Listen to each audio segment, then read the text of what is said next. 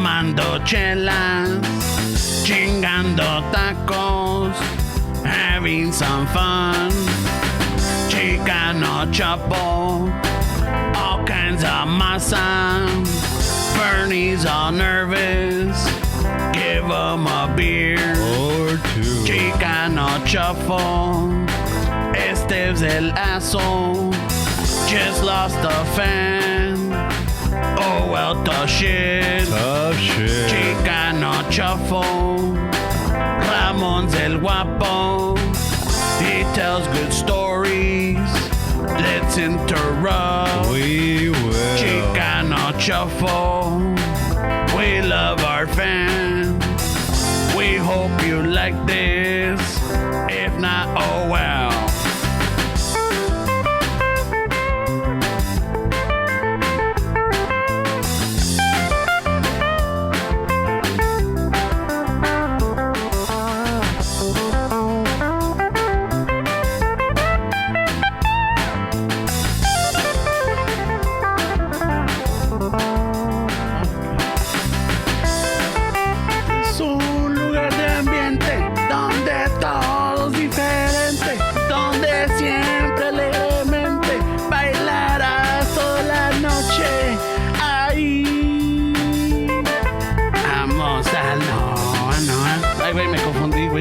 Yeah, you fucked it all up, bro.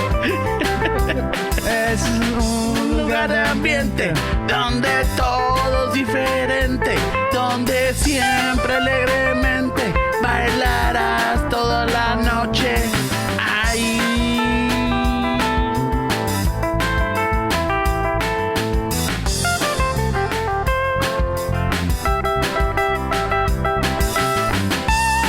Nosotros somos los Home Tipo Band. En batería, a Don Filemón. En bajo, tenemos a El Quique.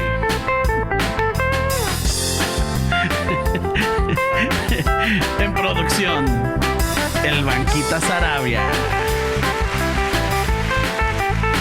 En guitarra y el jefe de la banda, Esteves. Y en voz, su servidor, Ramón. Gracias todos allá afuera, gracias. Muy bonita gente. We love you. Appreciate it. Don't forget, para todos sus eventos especiales, graduations, bodas, bautizos, quinceañeras, despedidas, más, hasta divorcios. Estamos a su servicio. Mándenos un correo electrónico, un DM y luego pues a ver si le contestamos. We don't know. We're kind of busy now. Like everything's opening up, so we already booked. But the fall's looking good.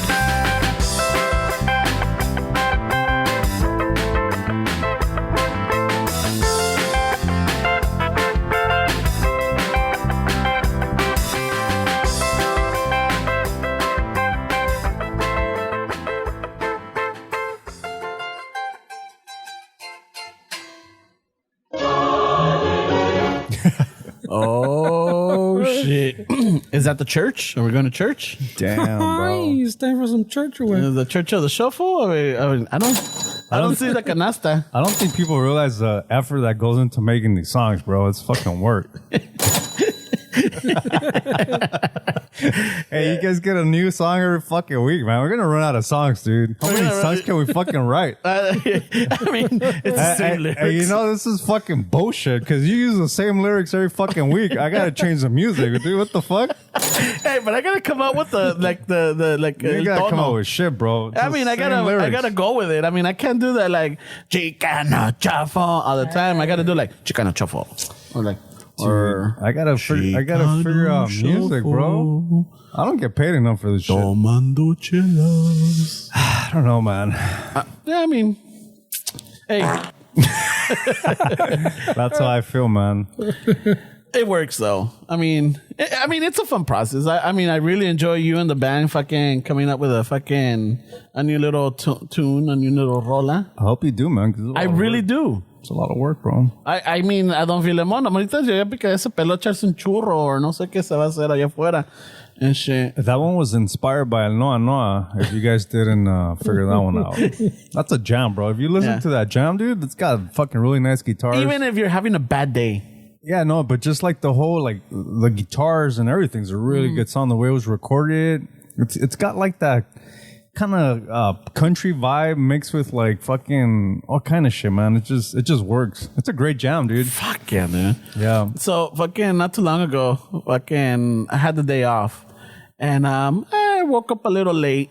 So, so what you might call it? Lazy fucking day. That's a badass song too, though.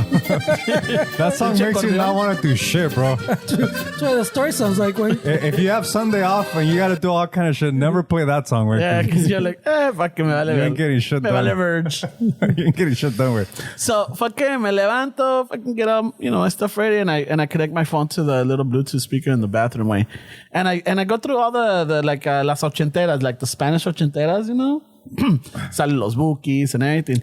So at one point, when I'm done showering, I'm about to, dry off, sale la del Noa Noa, güey. Oh, fuck it. Y que le subo, güey. Este es un lugar de ambiente. Ahí pinche con la pinche toalla, güey. Fucking pasándomela por donde quiera. Oh, shit.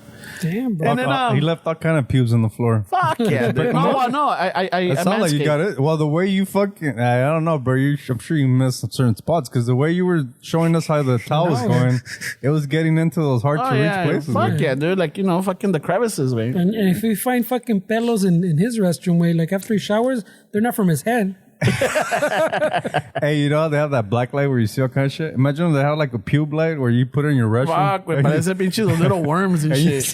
Those little alien worms. You see it all over the fucking place. Yeah. But parece those little roots que te ponen in the Chinese food. Those little... Yeah, I know what you're talking about.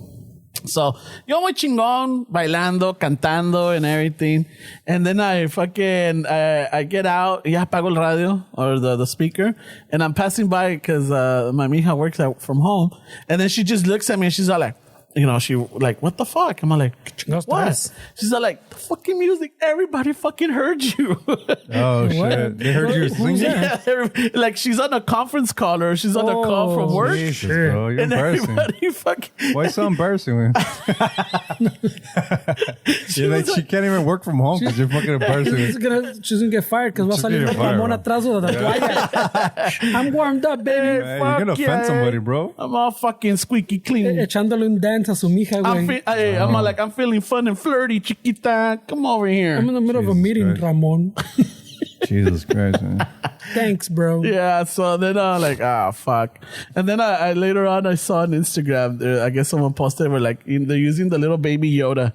And it's like when you're in the restroom and shit, showering, and then pone una canción de reggaeton and pinche baby Yoda's dancing. And then they focus to like the mom in the kitchen, and when the bass hits, the mom se está sirviendo un cafecito cereal and she's out jumping around. And then there's somebody in the sala, and pinche baby Yoda también is jumping around. And I'm like, oh, fuck. That's funny. That's me. So you like reggaeton? No. You don't like that music? I mean, I won't bump it. Don't say Daddy Yankee because you sound like an old dude. No. I won't bump it. El general. I know. Tu boom boom, mami, no me va a matar tu boom boom. Hey, you know what I was speaking of a general because he's like fucking 90s. I was thinking Is of it it. the 90s? No, he's from the 90s. Yeah, from the 90s. No, yeah, he's not. Yeah, no, 90s. like, why you No, he's saying from the way? 90s because I was thinking of El Capitán mames. Echeverría. Remember that guy? Yeah, porque para México, Guatemala, Salvador, Honduras, Nicaragua, Okay, no es maybe- posible. Can you try it? You know how to do Nah, it? I know what you're talking about, but I can't. I can't do it. ¿Cómo era, güey? Porque México, Guatemala, Honduras, Nicaragua, Costa Rica, Panamá, Colombia, Venezuela, Ecuador, Lima, Río, Santiago, Buenos Aires. No es posible. Nadie, güey. No, Ay, no. güey.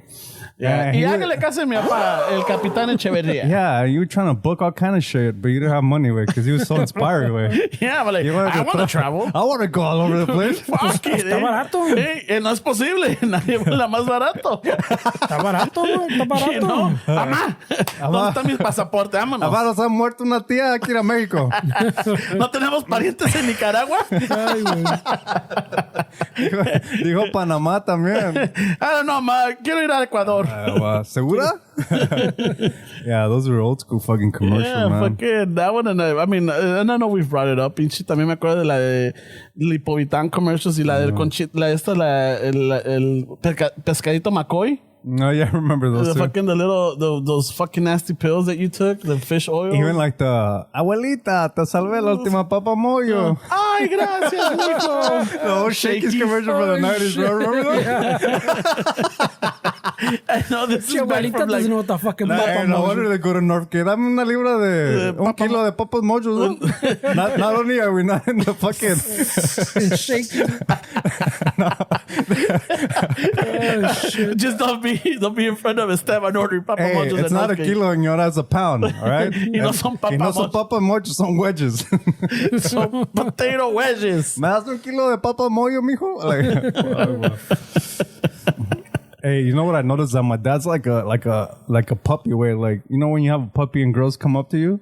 Oh yeah, and they're Dude, like, oh my God. dad's just, for me, when I go into the fucking North Gate to take him to the store, ay, mira qué buen hijo, traes a tu papá a la fucking, I had some chick hitting on me yesterday, weird, cause Nah, fucking, mames. yeah, I took my dad to the fucking, to buy fucking his food, and I took him like where the carnitas and all that shit's at, and the lady's like, ay, mira, Well, la que trabaja ahí. la que trabaja, yeah. No, she's güey. probably my age, a little younger. She's like, ay, mira qué bueno que traes a tu papá, porque muchos muchachos no hacen eso, no, just kind of going with it, like, yeah, pues, y le dije, hey, se portó mal, I was telling her. Y luego ella te dice, ¿cuál es tu Watts? No, me dice, I know, right? Me dice, ¿y no tienes hermanas? Y digo, sí, pero pues están casadas. Y me dice, oh, it's because they're usually the ones that do this. And I was like, what's wrong with me bringing my dad to the store, you know? No, you gotta be a sexist I lady. don't know. She was being a fucking old Hey, school. last time I heard, we're all equal. No, she's old school, bro. She believes that the man fucking pays the bills and shit.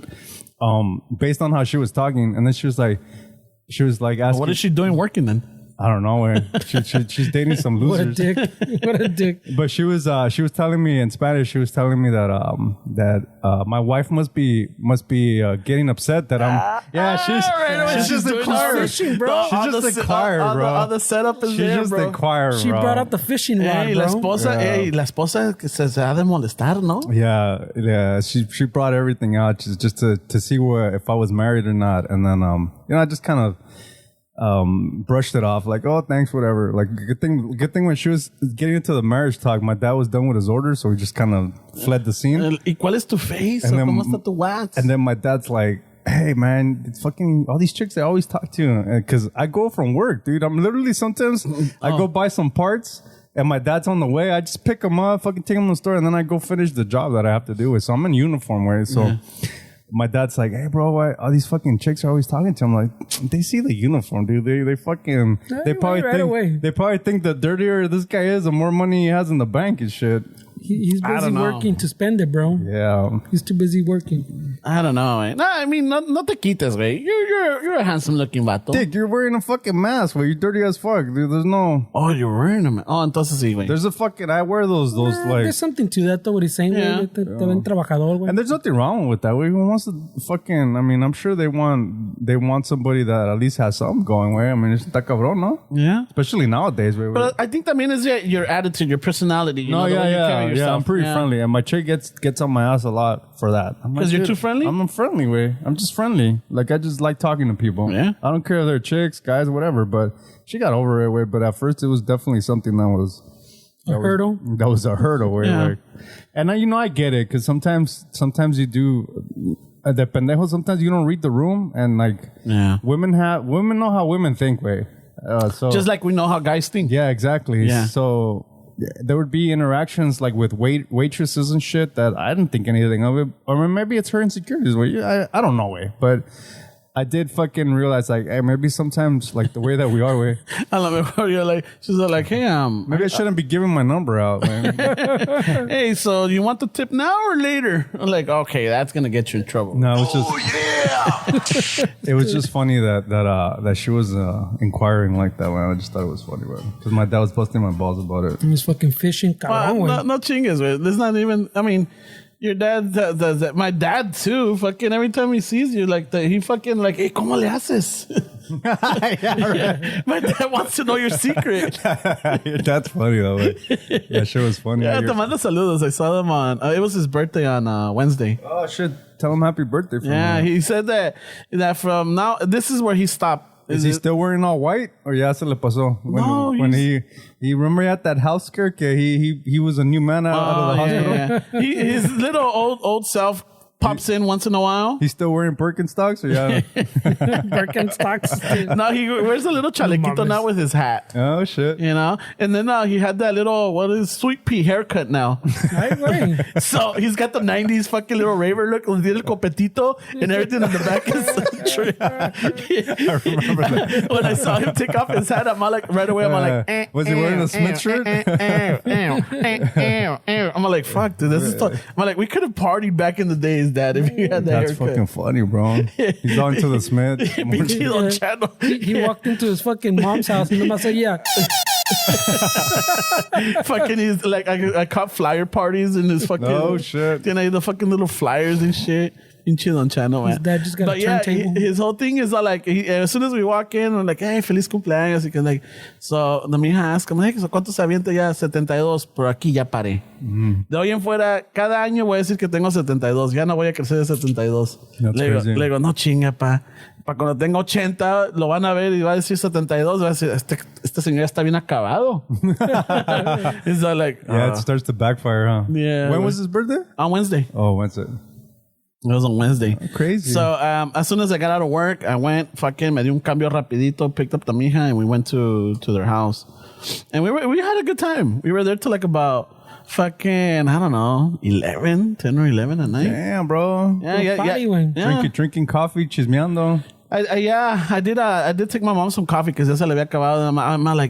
I'm just gonna order for you. No, porque es mucho. Nomás tráeme las bolsitas. I'm le voy a ordenar las bolsitas. She likes the istaza? Yeah, she does. That's awesome, bro. Yeah, she does. And you know what? Oh, I know, right? It's not for nothing, pero todavía tenemos like we had a brand new bag fucking que compramos at the Costco, Don Jose's or something. And while we were cleaning out, like making room for like, oh shit, we found it. Like, oh, aquí tenemos un café. I'm like, well, this. I guess I did it because it was already ground, and I did it and I tried it and I'm like, fuck, I don't like this coffee anymore. Now you're biased, bro. Oh shit. Yeah, no. I mean, I don't like it anymore. I don't like. You're biased, way. Probably, but I really think our coffee is. Hey, that's a good fucking. I was telling Fernie about Costco, where like they're the biggest wine distribution company in the States. Where a lot of people that are into wine, they try to get into Costco. Man, imagine if you guys got into a fucking. I know, but we gotta have like 250,000 units ready for them. That's it. But that I mean that's in bigger bulk. Like yeah, I don't know if that's our style, for sure, bro. But I think you know what? I think part of it is like. So you guys are gonna be more like smaller. Yeah, like small. I mean, something where like for the regular person can enjoy because there's still quality in it. It's not mass production. You know, there's still that attention to it, that love. I mean, and you know, fucking, I'm really enjoying the Tuesdays nights roasting. You know, right away. Yeah, no, I mean if that's the business model, then yeah, it's just it's just like Costco. I wouldn't say is like what we're moving forward. Yeah, it's not anywhere in our foreseeable future or even thought of. Yeah. You know, like a lot of people say, like, yeah, that's the goal. No, that's not for us. You know, just something, you know, still small where like we could still, you know, fucking. Where you still make some money, bro, but you still. And you still have a life, you know? You Ramon, right away. Yeah, I still want to. Where you can still leave at 2 p.m., he says. Yeah, like, you know, I came in, we filled the orders, we did the roasting. Vámonos, güey. Let's go play some handball. Pero pobre Fernando todavía está hasta 2 in the morning. I know. Because everybody left at 2. Hey, Fernando, you got this, right? Yeah, I mean, it's definitely a misconception where it's just if you're playing ball with those big guys doesn't mean that you have to get out of the ethos of the company. I mean, definitely there's a lot of companies, big companies like that it's good PR to support a small company way. So I mean, I don't know. I just don't feel like people need to think that just because you playing ball with a company like that you're losing your ethos or actually benefiting. Because if you think about it, if the distribution is big, then you're giving work to more people, buying more product from people in other countries. So as long as you guys don't change, that's true. Yeah, that is true. But I think at some point, I guess, like mass quantity like that, your quality. So mass quantity, your quality might suffer a bit. Yeah. You know, because... Well, I mean, I guess maybe it's possible. But I mean, for me, it's more of the fucking... You go press... I mean, you're right, right? Like, you can... Like, we're trying to make some change on both ends of the fucking chain, no? So you can do more, like you're saying, like the bigger you are. But también I feel like it becomes more... What does he more jobbish? Pues now you're running a factory way, you know. Yeah. Now it could be coffee, it could be fucking arroz, it could be frijoles, it could be mac and cheese, whatever. You know, it's a factory. Dissecting that comment though, where you guys are thinking that in the lifespan of this company, you guys are going to be doing all the work. Where that's when you hire people. Like you guys aren't like. Yeah, that's when you guys are traveling the world or these countries, making. You guys aren't like in the fucking warehouse. Like, Mexico, Guatemala, Salvador. No. What I'm saying is like. Capitan Chévere. What I'm saying is that mindset that you're telling me is like you guys are gonna be in the factory throughout the whole life of this company, and you hire the people. Well, I guess at this moment we're just seeing that right now, because we really have it. But I think. There's a possibility, definitely a big possibility that it might get to the point where like we do have, employees, and we do have a place where like we have, our coffee delivered to, and we have the roaster, and we have the packaging, and we have the orders filled and then shipped out at the same place, Yeah. There is that plan. I mean, I know Fernie and I would talked about it, and I think with the other two guys también. And I think we were talking about it on Tuesday with the roaster. We're like, the goal, like right now we're trying to see like maybe hopefully by the end of the year, we have a place for it, like where we could like actually like just go there and we have everything there now, like we could, get the orders, ship them out and bag them and everything. Yeah. El pinche, for me, it wasn't so much like we're saying being in the factory, is you're just running a factory, pues, ¿me entiendes? Yeah. You just hire the right people where you guys fucking do whatever you want. You don't have to do all the work. Like no. That's when you provide jobs. I think somehow it's...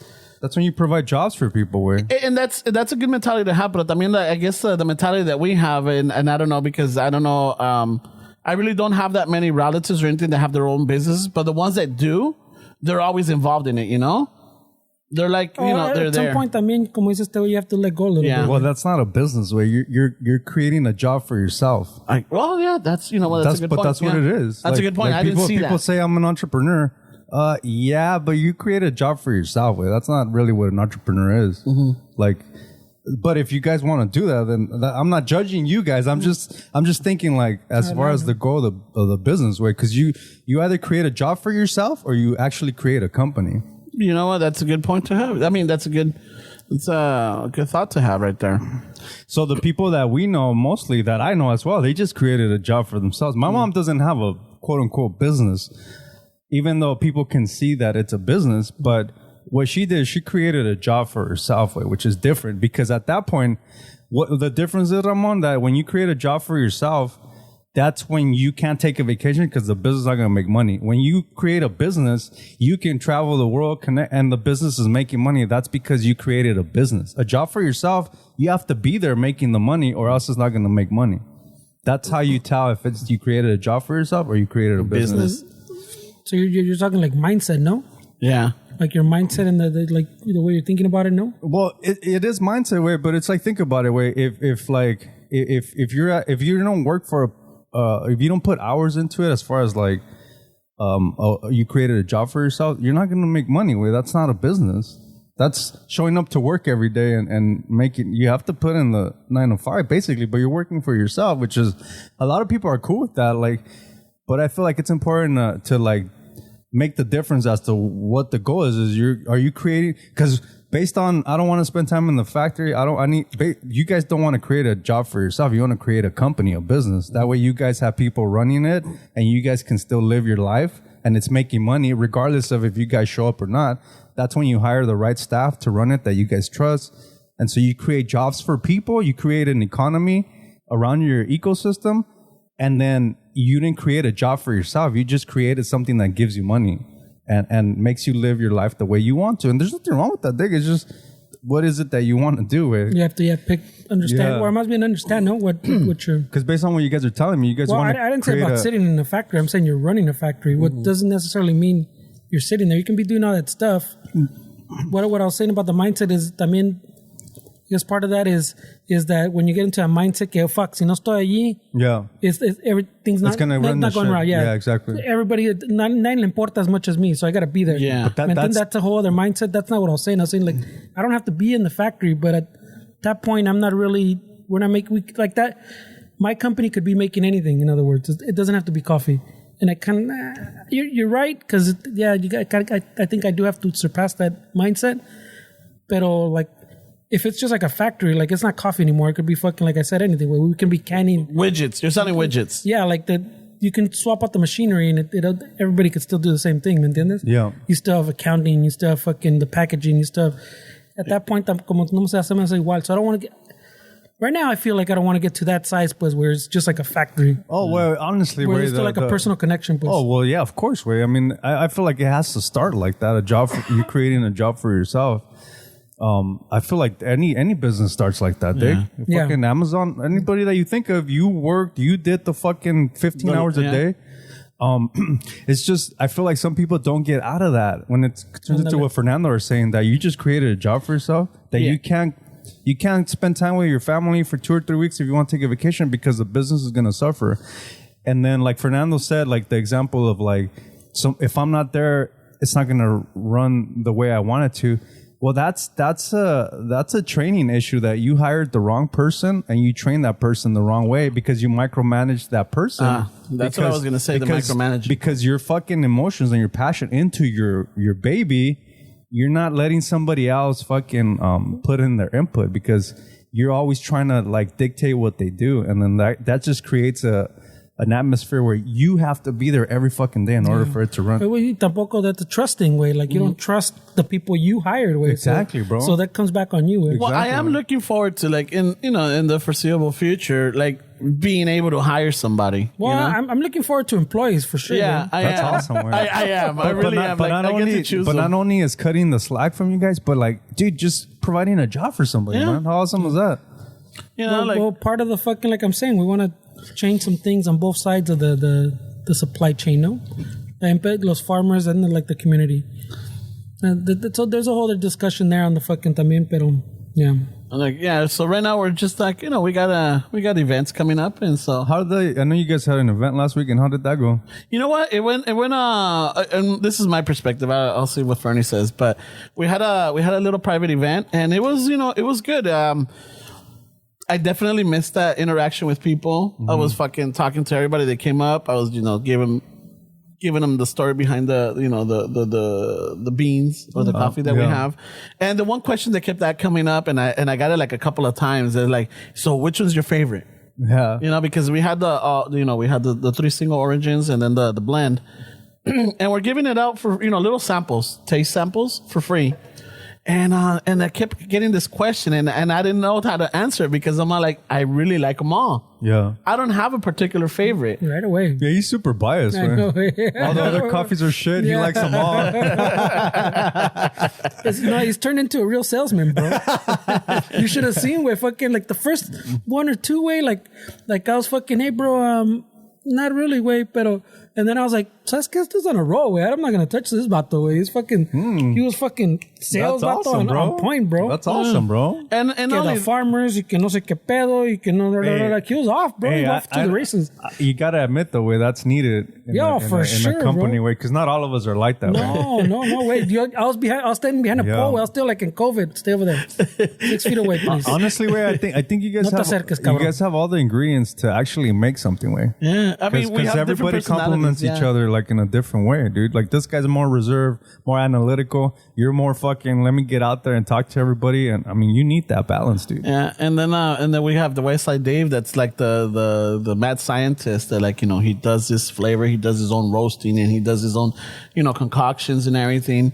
And he's got his own little laboratory. Yeah, he does. Yeah, you got a real Dave back there. But check this out. Dave's funny, bro. I got the back. I got a funny story with Dave. So we're there, right? We're set up, and then I guess this little private party was gonna have like a Zoom meeting from 2 to 3, right? And sure enough, at 2, comenzaron. And they started, and I didn't even notice when it happened. And we're setting up, right? And we're setting up, and we just have like the little last details, getting everything ready. And at one point, I'm like, I stepped away from our table to like get the half and half and the leches, in the containers, nice and cold. And I'm pouring them over when I turn around and I see that the girl's with their camera or with their phone, and she's like, and right here in front of us we have Istasa coffee, and blah blah blah. And then Fernie's on his phone, and then Dave's doing I don't know what, and then she's like, so guys, what do we have here? And then Fernie just looks up like, yeah, I didn't talk to her there. No, you did something. I'm looking because I was setting up the square. Fernie's all nervous. No, so he was because I don't remember if we had a conversation. Yeah, because she came up and everything. And she's like, so Istasa coffee. You guys, you're selling coffee. You're giving it away. And they're like, yeah, we have our coffee. And then he was looking at the phone, and I'm looking over, and then I realized like, oh shit, it's a Zoom meeting. So acabo, cierro, and then she asked something else to Dave, and I don't know what he said. Jesus. And she walks away, and I come over. I'm like, fuck, she left. Oh, I didn't even realize. I'm like, all right, whatever. I mean, like, okay, I figure they're gonna come back around, and by that time, I should be ready. Come back around. That's the way. Yeah, there was like maybe 5 or 6 vendors there. It was very small and private, but it was a good beta run test. Beta test for us. Mm-hmm. So then, así pasa, and yeah, sure enough, you start getting the friends and the family, and a lot of them started like, lo que me sacó de onda es que llegó, there was a lot of people that still drink their coffee black. I know you do. Yeah. But there was like, the older generation, I understand that, but there was a couple of younger kids. I mean, we're talking like still high school. There was like a high school kid, and then there was like some like in their 20s. Well, it was a benefit for high school. For a high school. So a fundraiser for. So there, there was this kid, I forgot, a tall kid, and he tries all of them, and he really likes them, and he's not like, oh my god, you drink it, you want, we got sugar, we got, half and half milk, blah blah blah. He's like, no, this is how I drink my coffee. I'm like, ay, wait, no mames. But like when you really analyze it, way you're adding all kind of shit. So are you really tasting the coffee? No, yeah. I mean, like a purist, like if you're like, think about what you're actually saying. Where like you're drinking it pure, like you're adding sugar, you're adding milk, you're adding all this. Some people like, like there's like, I guess coffee. You have your purists, and then you have your I guess your everyday fucking Starbucks drinkers that get it with like a bunch of sugar and a lot of syrup and with extra cream, and que la chingada. So I guess coffee has evolutionized. I don't know if that's an evolution. I think those people don't like coffee where they like fucking the caffeine kick and then the and a nice little drink way. But it's not really coffee. The caramel macchiato crowd. Mm-hmm. So there was we had everything right there so that people could drink it like they would normally would. We had the sweetener, we had the regular sugar, we had the raw sugar. Did you guys have Splenda? Yeah. Oh shit! Everybody was no lawsuit here. Everybody was included. Yeah, and we had half and half, whole milk, and almond milk. So the consensus is that the majority are kids drink black coffee, or what? Yeah, I was surprised. I mean, I saw a good handful of them, which I figured a lot of them were gonna be putting like milk or like all this other stuff. But no, I was surprised. It's so like normal for me to drink black coffee that I trip out that people trip out on it. Like, it's just really like no. I started ever since we started in this journey. I've been like when I do a pot of coffee or whatever. Or when my girl makes like espresso shots, I'll have one by itself and then just taste it, and it's like, it's amazing. I really enjoy it. I mean, for me, it's more like the more bitter, like the placebo. I feel like it's stronger. Oh, okay. Like I want it to be bitter as fuck. I feel like it's stronger. Yeah, some people don't care for the bitterness or the acidity. It's weird. Yeah, there's different tastes and different tongues, and I like it like that. It's just straight black. So yeah, so it was a pretty interesting event. So we did take notes on the things that we should have, we shouldn't have, or like work on, or like provide, lo que sea. So we gotta, I know this comes out on Tuesday, so we're having we just had an event on Sunday. It's weird to talk of future. So how was that event on Sunday? I don't know yet. It hasn't happened yet, but This is a fucking the DeLorean travel type deal, you know? Shit, I saw DeLorean the other day. oh shit. Yeah, they sell like exotic cars and shit. So they have it apantallando in the front with the fucking doors open and shit. Like, come by. Come. That one's all steel, right? It's all Stainless steel? Stainless steel, right? That's a heavy ass fucking car then. I'm not It's sure not, where. it's not that. Well, I mean, it's heavyweight, but it's not. I mean, think about it. También el pinche that Cybertruck también is gonna be all stainless steel. But I mean, it's gonna be a heavy car too because of the batteries. But it's not like they use some fucking thick ass stainless steel way. I know when that movie came out, Back to the It was an Future, aluminum way. and I saw that car. I didn't know that was a real car.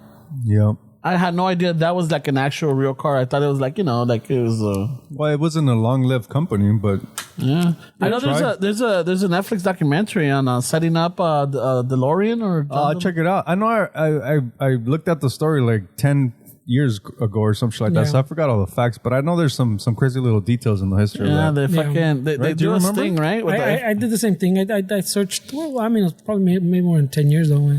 But yeah, I saw that thing on. I was going to watch one on Netflix. I was Yeah. like, oh, it's something about the DeLorean was the guy way. yeah, Yeah. setting up John DeLorean, I think it is. Yeah, something like that way. Oh, they set him up? Yeah, I think it was a Shit, setup. I gotta go back to that way. I love those kind of fucking stories.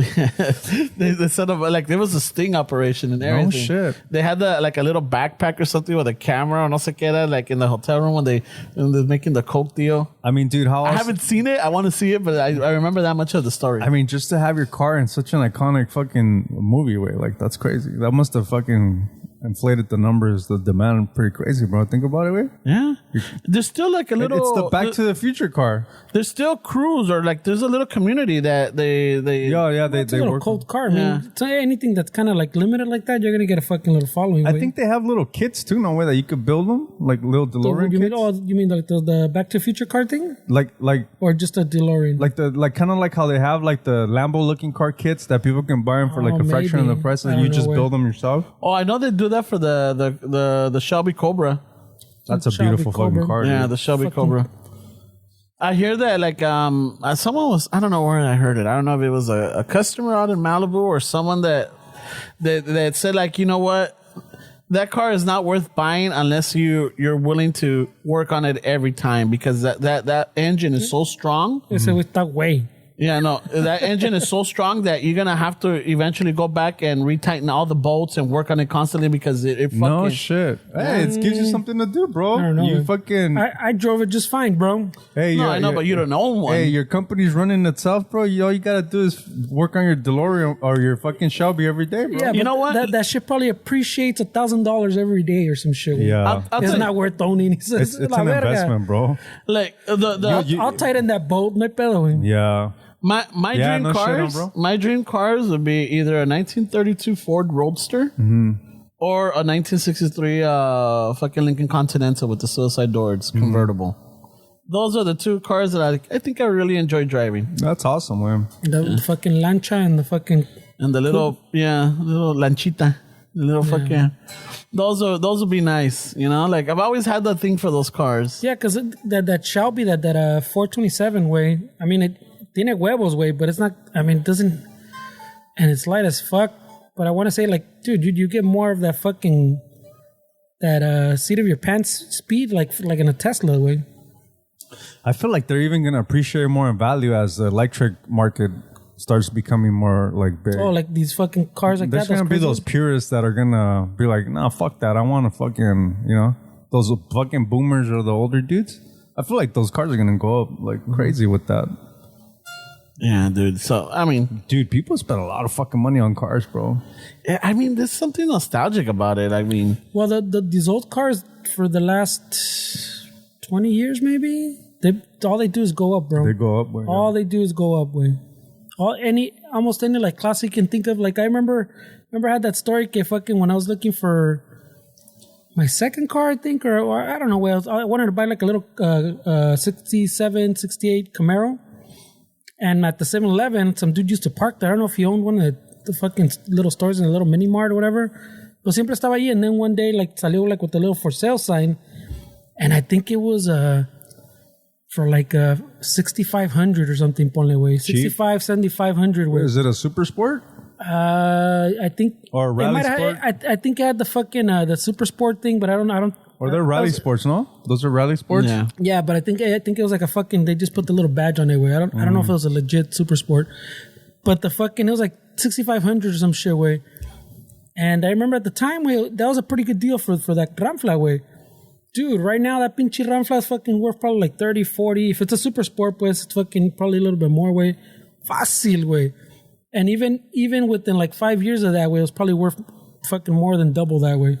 You know what's a good? I know it's not a Camaro way, but I had a buddy that built a Firebird, or he worked on one. And dude, I mean, that car looked fucking sweet. Wait a minute, is it the Trans Am? No, the Firebird. It's the Firebird that looks like the Camaro. It's the same thing. The Trans Am. I forget the year that it was. Wait, the fucking what is it? Smokey and the Bandit? Fucking. Oh no, he's talking about the one that looks like the 67 Camaro one. It looks like a Camaro. Yeah, I'm not sure the year. Wait. I think that there's a the neighbor. Front end's a little different. There's a neighbor like maybe 2 or 3 blocks away that has one for sale, and I saw it. I'm like, oh shit! All these shits appreciate cabrón. Yeah, even the little random like ones that were kind of oddballs back in the day. Even those go up now. Like a Dodge Dart. Yeah, the darts. I tried selling it. Nobody was interested in it. Well, you got to fix it. Where I think if you would have put a little money in a little investment, you would have made some money. Yeah, it's an investment where you're not going to lose money if you put a little bit of money into the paint or something like that. Cars. And the thing is, I'm not a mechanic, and I like I said before, I lost my mechanic. Either they deported him or se peló, se perdió. Shit. Yeah, he was a pretty good mechanic. He had his own little shop, and all of a sudden he just disappeared. Shit happens. Lo cacharon una movida y se peló. Or he made his money. He's like, late, I'm out. I mean, there's a lot of... I saw this thing because of that whole... This guy's talking about that boom with cars where people go into like these fucking barns and shit and find like these cars that they fix up. Mexico has a lot of cars apparently. Where they got a lot of those fucking Chevys, the 57 Chevys, and the ranchos just fucking hanging out. Like, fuck, dude. Los cocodrilos, way, the taxis. Oh shit! Remember those taxis? They were like the Bel Air ones, and they were like the 50s Chevy Bel Airs. Oh shit! I didn't know Mexico had all these fucking Ramflas. Oh, dude, in the ranchos, way, fuck. Apparently, I mean, that's what these guys were saying. And then, I mean, in the ranchos, they got the older trucks too, like the Fords and the Chevys. The Ford, the trucks are expensive too. Oh, like GMC. Yeah. GMC. The GMC. That's a good point where the trucks. I was looking at those old Ford trucks too, and they're expensive too. Man. Well, yeah, my grandpa used to have an old Ford. I remember he had the stick shift was on the tree. Yeah, 3 on the tree. Yeah, 3 on the tree. And I remember like I was like when I was little, because I always saw my grandpa like he always I just remember him, man. So every time he was gonna put a gear, he used to bite down his tongue. What the fuck? They used to like sacaba la lengua, so he could stick out his tongue, kind of fold it, and then between his lip and the teeth. He was dealing with a back clutch for years, bro. Yeah, come on. It seemed like there was a lot of effort just putting that shit into gear. What if se tiraba un pedito, güey? You guys never know. Got you, homie. So I always remember I would see my grandpa, he'd be driving, and then so he always had this thing of like, he always did because he used to be a smoker. He used to be like a heavy smoker. And then I guess at some point he stopped smoking. So he always had that, I guess that little tick or that mannerism like, and then he'll fucking step on like, como que si iba a echar un pedo. That's what he would do, like, and then turn and fucking change gears. So that's funny, bro. It was different times, man. Yeah, he had that one. And then he had a Plymouth. Dude, that thing was beautiful. I mean, it was like a 50 or 60 Plymouth. Fucking beautiful. Y también it was stick shift. Everything is stick shift over there. Are you thinking like 50 years we're going to be like, bro, I had a 93 Tercel, bro. That shit was sweet.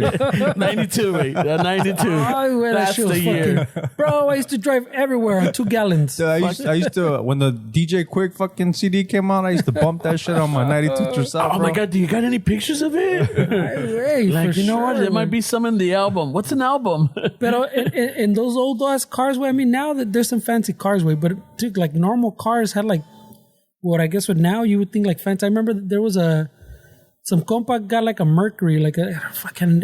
Today I can't remember what the fucking model was, but it was a Mercury. No gran cosa, pues, but it was still like a nice Mercury way from like probably the 50s way, maybe late 50s, early 60s. But even like the headliner way had the fucking Mercury, the dude, the little hat, the fucking Greek god or whatever. Was it Greek or the fucking the other one with the little hat, little lightning bolt. Like on the fucking headliner, it wasn't like drawn. It was like that like shiny, like it was at the right angle and it was all covered. And it was like nice way. It was like those nice headliners when everything was like not new, but it was pretty new. The stair, like everything tenía su detallito way. And this wasn't like it was a Mercury way. It wasn't like a full luxury car, but like those old cars all have like these detalles way, like that you don't see anymore. Way that it's fucking crazy. Way. It's just I think that the way Toyota innovated the factory building of more vehicles way to make them more like an assembly line. I think the fast thing that the demand added to like newer cars or even like it took away that attention to detail. Yeah, like what you guys are talking about with your coffee business, like you want it to still full circle. You want it to still feel. You want it to still feel like professional. Yes, like it has that connection. It still has that personal touch. Hi, tell me more. Tell me more. Tell me more.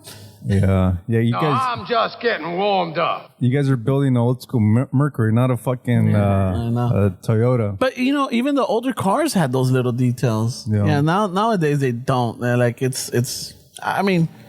My 92 Tercel didn't have those details. Yeah, but it's a classic though. It's a classic, Ferns. It's gonna be a fucking one of those timeless jewels, well, dude. Because with two gallons of gas, we went everywhere, bro. Back when gas was like fucking $1 something. People talk about electric cars and hybrids. Way, remember those old Civics? Way, the fucking le echabas like $2 and you fucking cruzabas toda la ciudad, way. No shit, bro. Those little eggs, the hatchbacks. Yeah, the little huevitos, güey. Well, shit, dude. I remember my 78 Toyota Corona, fucking con like fucking 10 varos, dude. I was like fucking 3 weeks or 2 weeks, and I was going everywhere, way. And you still have fucking dudes with their fuel pumps going off because they put like $2 or they have one on red to fucking dry up that pump. Like, Dick, fill up the tank. Like, don't wait for the light to come out. Wait, no mames. Imagine that way. Yeah. You still had guys like, oh, wait, somebody should go to the fuel pump. But wait, you let that shit go on knee all the time. Wait, dried up. Yeah, all right. Yeah, that was a flaw in those vehicles. Yeah. I don't think people worry about that shit now. No. I don't know where. Because my grandpa still has that. My grandpa for the longest time was, but I mean they grew up in those age where you can't have the car under a fucking quarter tank. Where that shit's dangerous, bro. But even you're just asking for a failed fuel pump. But even that way, I remember like when I started driving, where I wouldn't fill the tank. Way I don't want to spend money on gas. Way see, I couldn't have a quarter. I had to fill up my tank. Yeah, no, I was just being a cheap ass way. No. I mean, yeah, but it's stupid because like you could have put $20 here, but no, I want to put 10. But then 2 days later, you're gonna put the other 10. Yeah, you just should have put 20, and then you save another fucking trip. But exactly. Yeah, we're like ahorita. What if it's on the way? Are you really saving much? You ain't saving shit. But the logic was like, I don't want to spend $20 right now. I don't know. I figured like later on when I just rather fill it up and not worry about it because a lo mejor like when I need to fill it, like if I do halfway or if I do a quarter, then I gotta go back again. Plus, I really don't like going to the gas stations. You don't? I hate going to the gas stations. Yeah, I hate it. And like no sé por qué. Like it's like one of those things that you have to do, but it's just like I wish I could avoid it. Yeah, I get it. Yeah, you can. Bro. Yeah, it's called electric. Electric, I know. Still going right away. I wish. And fuck that. He's like, fuck that, bro. That shit doesn't run on gas. Ahorita con la troquita, dude. Like I don't let it go below half. Jesus, bro. I don't. Is that like some kind of OCD shit you got going on? I guess he's like, I go to that gas station in Pasadena where it tells 100 octane, bro. It's 97. He wants to be on F all the time, way. No. I mean, I wish I could, but when it starts going like below the half, I start panicking. I'm like, fuck, I'm like, shit, I gotta. Se me va a dejar. Pero esa es trauma from another truck probably where the needle didn't work. Yeah, you're right. After the bottom half, you didn't know, bro. Right. It's half a tank. I don't know, bro. Me va a dejar, I can't trust it. It's a roll of the dice at that point. He starts Googling, how many miles do I get after my car's light turns on? And it's a half a tank, where you got like a fucking, what is it? You got enough time, bro. That's what Google says. Enough time, bro. You'll make it. Don't worry. Yeah, no, so yeah, I think it does. Like la troquita, like the fucking floaters stopped working, so I couldn't tell. It's your traumas, bro. You need to go to therapy for that way. I'm not gonna go to therapy because of my gas tank. Go work it out, bro. They have those virtual therapies now too, bro. I get anxiety. I get the cold sweats. They're gonna show him a fucking image of the tank going down, and he's like, "Oh shit, oh shit, Mr. Ramon, relax. It's okay. Ah, okay. Oh shit. Yeah. So no, Hasta donde llega, güey, before it passes so out. now like fucking I see it and I kind of like panic. If I'm listening in a place where I'm really struggling, like not the United States, and I'm listening to this conversation right now, I'm like, is that really what they worry about in fucking the States, bro? Fucking We're talking about all kinds of shit that we're all fucking. It's all first world problems, man. Yeah, wait. Maybe even before, no? The internet, yeah. Maybe fucking internet sucks right here, bro. Yeah. Hey, what the fuck's going on with the infrastructure, bro? I'm only getting a 50 megs, 100 megs. You know, like, and my upload is like fucking ridiculous. It's like 1 meg upload. Dude, I need at least fucking 12 megs to upload my shit. No, you're uploading fucking OnlyFans, that's why. I know, bro. What the fuck? I don't have an OnlyFans. If I did, though. If I did, he's like, it'd be fucking videos of me taking my chile out in the car. Oh, shit. Hey, give us an affiliate link so I can promote your OnlyFans, bro. No, wait. I mean, what, like... Oh, my 10%. What would I do? I mean, my OnlyFans. I don't know. What would I do if I had an OnlyFans? If I had to, let's just say, I lost my job. I couldn't do anything. Like a lot of people went through this pandemic. You know what you would fucking make a shit ton of money doing, is teaching people how to be more social. With fucking social anxiety and all this shit that's going on right now. Coaching way? If you fucking had some kind of seminar or some shit where you taught people how to be more social, more fucking get out there more, dude, you live a nice little comfortable life, bro. Helping people. I've always thought that, but until I met some people that like basically me dicen, hazte un lado que ahí te voy. Yeah, no, but that's different way. You gotta, when you think about it that way. Like you're not gonna fucking, like, if I want to start driving a car, I'm not gonna drive an expensive car. I gotta start with a bucket way. All right. Start with me then. Think of yourself like a little bucket, bro. I'm a little 92 Tercel. You're a 92 Tercel, and then I gotta go to end up with Tony Robbins eventually. You're gonna end up with a fucking Tesla. Come on, bro. You're the fucking you're the gateway drug way. I'm your you know. Hey, bro, going back to cars, I don't need a hot rod way. I just want it to run. So Ramon will do it. Ramon will get me one step closer to fucking... Ramon's the one that's fucking... I'll get you even when your needle's on the E way. But he's the one where you go, I guess you get what you pay for, bro. Yeah, right. I guess I got to get Tony Robbins, bro. Hey, you got to take monthly payments out like Netflix or like $10-12 where they don't see it way. Like they wonder where all their money goes because your little $12 a month transaction doesn't even come up on the radar way. That's what you want. And not only that, but like if you get stuck in a situation, hey, hit me up and I'll walk you through it. A Zoom call would be more money where you gotta walk them through a situation. Come on, bro. Hey, so I was at the DMV and I was trying to make a joke and it came out wrong. I'm like, all right. Send me the fucking scenario. I could see a fucking career in that for you, bro. You got that thing, man. You get that little ad between the YouTube videos, way. Yeah. The fucking, hey, you can't afford Tony Robbins. I got you. Hey, you. Got you, homie. Hey, you get anxiety talking in big crowds? You get anxiety talking to a small crowd? Or you just get anxiety in general talking to people? Yeah. I'm your man. Hit up Ramon. Did you just get another stimmy? I'm your man. I'm your man. Give me a call. I'll help you fucking invest I'll get you with the small chats. You know, we'll start off in the small room. Like, hey, maybe at a teller. At a window at the bank or something. Jesus get you going from there. No, that's too scamming. We're getting really scammy. I know, way. Still, we right away goes into his church fucking. Yeah, you got to offer a free part of first way. You can't already offer a fucking. Well, you know what? First, a sham wow. That sounds like a sham wow ad. I'm trying to learn how to fucking be social, not fucking a sham wow shit, way. Come on. Buy 2 courses, pay for 3. But I know I said fucking Tercel way, but don't make it scammy way. Don't make it a money pit. But it also includes. It also includes a VIP invitation to the Church of Shuffle. Oh shit. You know, that's funny, man. hey, you know, we meet once a month, you know. Hey, there's always somebody for everybody's budget, bro. Just think of it like that. Yeah, way. man. There's always people that are around the corner that are way better at certain things than we are. It doesn't mean we can. There's not a crowd for us, way.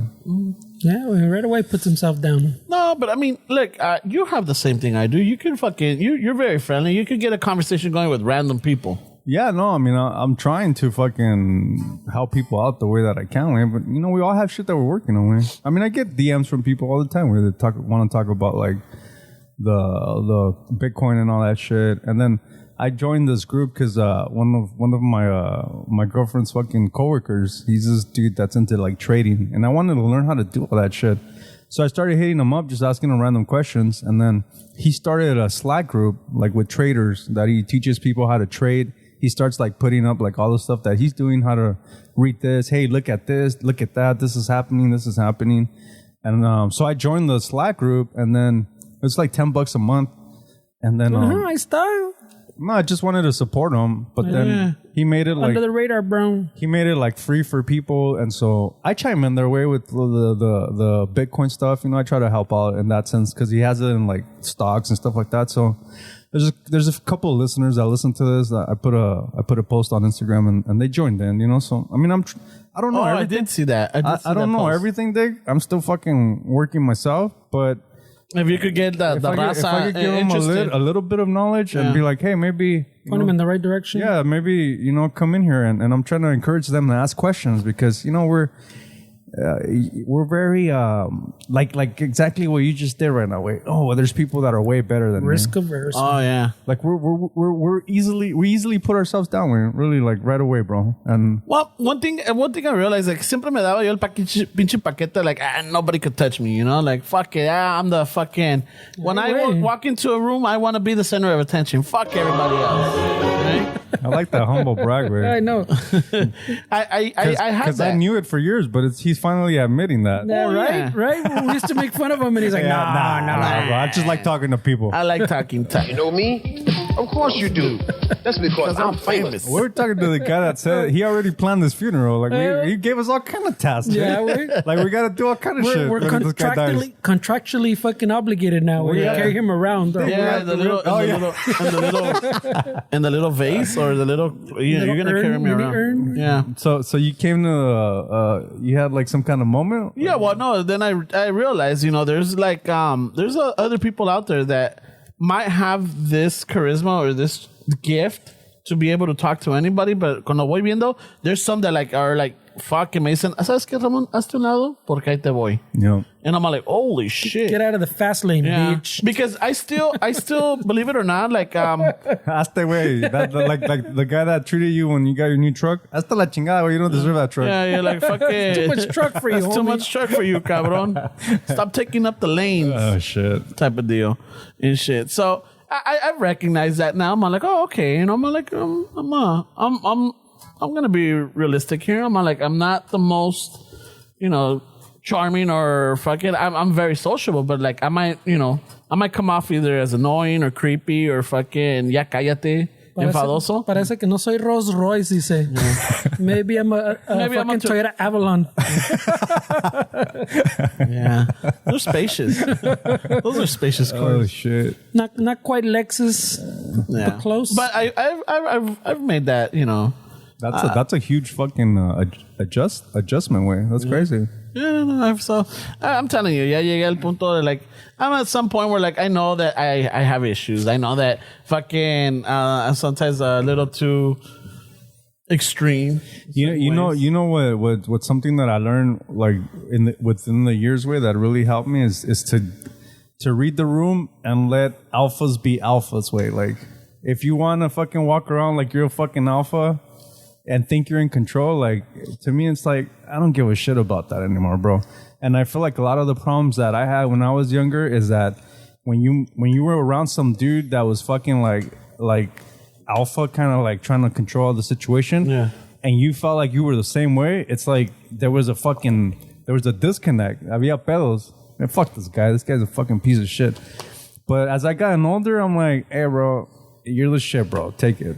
That's exactly where I'm at. You know, Dude, that's where I've been at my whole life, bro. that's awesome. Man. It took me years to figure it out. No, bro. well, That's exactly where I'm at too. Like if I'm in a place and there's somebody that's a little bit more, I'm just gonna let them do their you thing. do you, bro. Yeah, you do you. You're the shit, bro. And at some point, either van a enfadar or they're gonna fuck up, and then I'm all like, oh, I'll still be being me, Dick, but those are the easiest guys to fuck with, because they think they're in control of this, but you're fucking with them. Yeah. And if somebody knows you in that group, they know that you're fucking with them. Yeah. Didn't that happen to us last week? What happened? Outside. Oh, Oh shit! remember that shit? So let me paint you listeners a picture with words.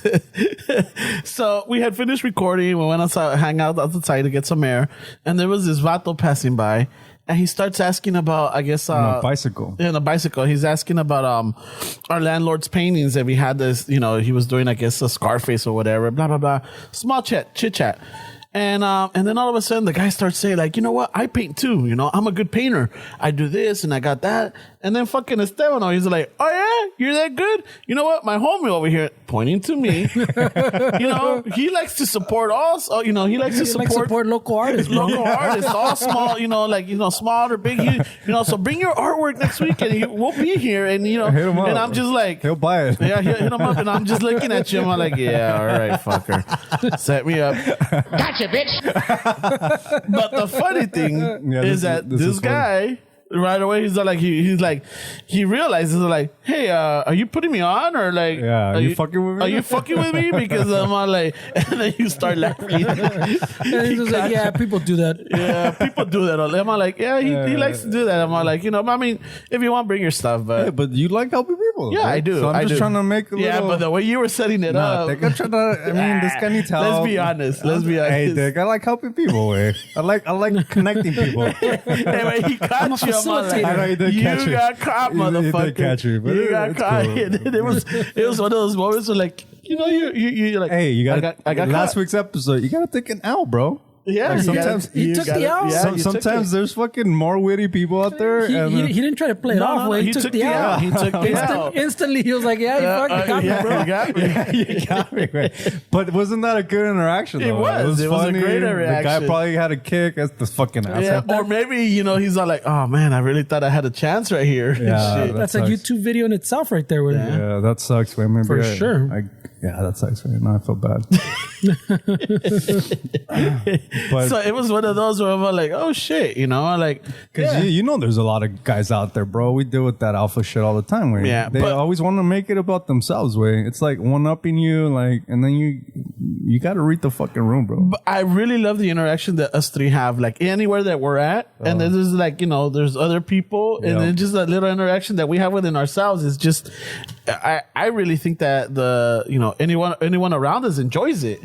You think so? Oh yeah, I really Well, do. I don't know if everybody's in on the joke, bro. It's Yeah, not the same. Well, I mean, maybe that's the funny part about it, right? We find it hilarious, but no one we're else like is in on the joke. fucking rolling and shit, and everybody else is just like, maybe that courtesy laugh. We're those like, douchebags Well, to everybody else, man. Well, it's because we've been No mames. we've been interacting for years, bro. So when I'm trying to fucking pull some shit like that, you already know what the fuck I'm Yeah, doing, Dick. I know. Yeah. That's fucking asshole. I'm sure in your head you're like, We know where it's fucking going, asshole. man. It's fucking Dick. Why the fuck are you telling them all this? I'm not gonna buy shit.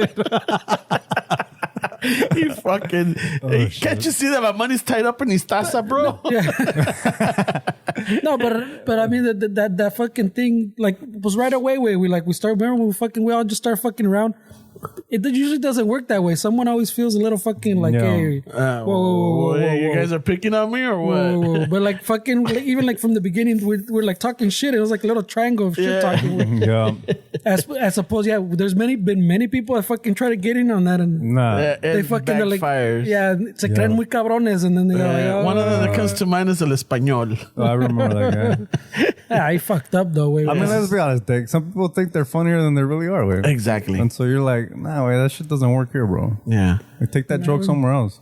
Yeah, I've gotten to the point where like I know that I might be humorous, but I'm not like hilariously funny. Ay, güey, he's knocking him down. No. Himself down chingon today, güey. Hey, what the fuck, bro? I'm bringing it. I'm Did being you go to a Tony Robbins seminar or what? He's practicing for his shit, You're bro. the most humble fucking dude. He came out all humble, way. today. Jesus Christ, way. He's like, my truck was a little much. I'm learning to wrangle it. What the fuck? I took Dick, some the truck whispering courses. Don't be an asshole, Dick. Give us, what did you do? I want to fucking, did you read a book? I want to do the same thing, man. It's just, I don't know. It's just one day cagando, me cayó fucking el 20. Like, you know Hey, what? do you stare at your shit when you're flushing it and you look at it? Yeah, I do. What do you think? I'm all like, okay, maybe ain't shit. No, I need a little bit more fiber, or I need to cut off the you know, tengo que tomar un poquito más de agua. Or I look at him, I'm like, oh shit, what the fuck did I eat? Yeah. Fuck, esta madre is like, looks like a fucking an M80 went off on it. Ay, güey. Somebody was talking about that the other day, that some kind of government job that they ask them weird questions like that. Like when you take a shit, do you stare at your shit and what do you think? And he was saying that I'm not sure what kind of branch of government this was, but like I said, this is somebody talking on the internet. So Yeah. But one of the questions that he said they asked him was, do you have a kid? Yeah, I have a daughter. When your daughter sits on your lap, do you get a hard on? Wow. And then, like, those are really uncomfortable questions, dude, because it's like, what the fuck? How do you react to that? Yeah, but they're trying to test, like, your psychological, like, fucking process. like, how do you process a question or an interaction like that? And I just thought that was fucking crazy. If that's really what's going on with those kind of questions are being asked to dictate, like, what kind of person if you're uncomfortable. You know what? And that comes to mind because when I was watching I don't know, there was a series on Netflix called The Mindhunters. It was about the FBI when they were starting to profile like serial killers. Oh, yeah. I think you told me about Yeah, that. Yeah, so Ramon was all into it. Yeah, dude. So they only have 2 seasons out. So and there's a Well, one they canceled part. it, güey. They canceled it. Oh, yeah, that's canceled how it? you're getting 2 seasons. So it was government shit that probably sent them a cease and desist or what? No, it was the story, pues, of the. Well, I'm like sure how that, you the know, they FBI compressed people, but the first little group of people that started profiling. Yeah. Like the dude that went up to the fucking to the people and were like, "Hey, bro, we should be doing this." Yeah, we should be type of asking shit. them and documenting all this and seeing what Like learning from them. what led them up to this, you know? Dude, any government institution that has 3 letters in their fucking name, I don't fucking trust, bro. All right, FBI, DEA, what is the other one? NSA, DMV. CIA, DMV, IRS, IMF. IRS. Yeah, dude, it's fucking. What is the other one? Why do they all have 3 letters? Wait, now it's fucking getting weird, Yeah, bro. like fuck. I never really went into it. The 3 branches of the government. But the way I was domesticated is to not trust anything that's 3-letter. Well, I mean, LAPD is 4. Yeah, but I'm thinking more of like a federal? like a federal institution. Right away. Yeah, fuck. I'm gonna extend mine to 4 then. 4? Anything that has .gov after, fuck that. A ratos with that A. And I'm gonna be highly suspicious if it says .org too. Well, I don't know if you guys heard, but the Bitcoin news with El Salvador. Did you guys hear about all that? Oh yeah, well, you know what? I think it makes sense because they don't even have a currency anymore. They used to have the colon. Now there's just the dollar. Well, it makes sense to who way. No, I mean it makes sense that maybe they're trying to adapt something new. There's a lot going on with that way. That's fucking crazy, bro. Like, I mean, I'm not gonna pretend that I know about the politics that are happening in El Salvador, but from what I gathered, this is a young president. He's 39. Yeah, I saw his picture where he looked all fucking jovenazo. He's got different views. Way It looks like he belongs in a grupero group. Huh? right away. I'm not sure if I'm sure there's dirt on him. Where like he can't be fucking squeaky clean perfect. But from what I've heard, that he's got a high approval rate, whatever the fuck that means. The people like him, But trust him. the U.S. has a really hard time with El Salvador doing that way. And that little fucking country, as we speak, is getting bullied by the United States Oh shit! through the IMF, the institution, What does the IMF stand for? Monetary. International Monetary Fund. So what they do is they'll go to a country like El Salvador, give them a loan, and if they default on the loan that fucking organization gives them, they've taken over ports they've taken over like basically like what really is gonna strategical places. It's like like a owing, World it's Bank like owing type of money to the mafia way, shit like that. They have these people that are called fuck, what Men are in they Black. called? Like something hitman way, like executive hitman or some shit like that. People, there's a TED talk of a guy that fucking did that. They send these people to these countries to fucking basically To tank them, man. to fucking threaten them. Like, here's the loan. If you don't pay us, this is what's gonna happen. And so it kind of put a lot of things into perspective when I went into that rabbit hole. What's going on with countries in like El Salvador, Mexico, and the ones that participate in that, where the government lends you. Let's say what's happening to El Salvador is that they were in the process of getting $1 billion loan from the IMF.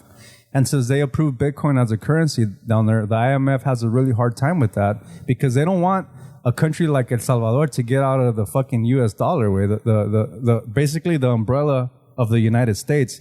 By El Salvador adopting Bitcoin, they're basically liberating themselves from that umbrella. And the president is basically saying like, I want to keep people here. Like, don't you guys see that this is going to help with immigration? Like, because that whole industry is going to, obviously not everybody's going to fucking benefit from that, like everything in life way. But A good majority? it's definitely going to bring jobs way. It's going to bring jobs in construction way, the building of they're doing mines down their way. Like they're going to start mining that shit, Dick. Renewable energy. All this shit that I'm finding out that wasn't in the fucking media. What El Salvador does way is they produce 100% renewable energy through volcanoes. So when the lava hits the water, they gather the steam and then they produce renewable energy. And he's opening the doors for mining in El Salvador. So that's bringing construction jobs to build all this shit, running these things.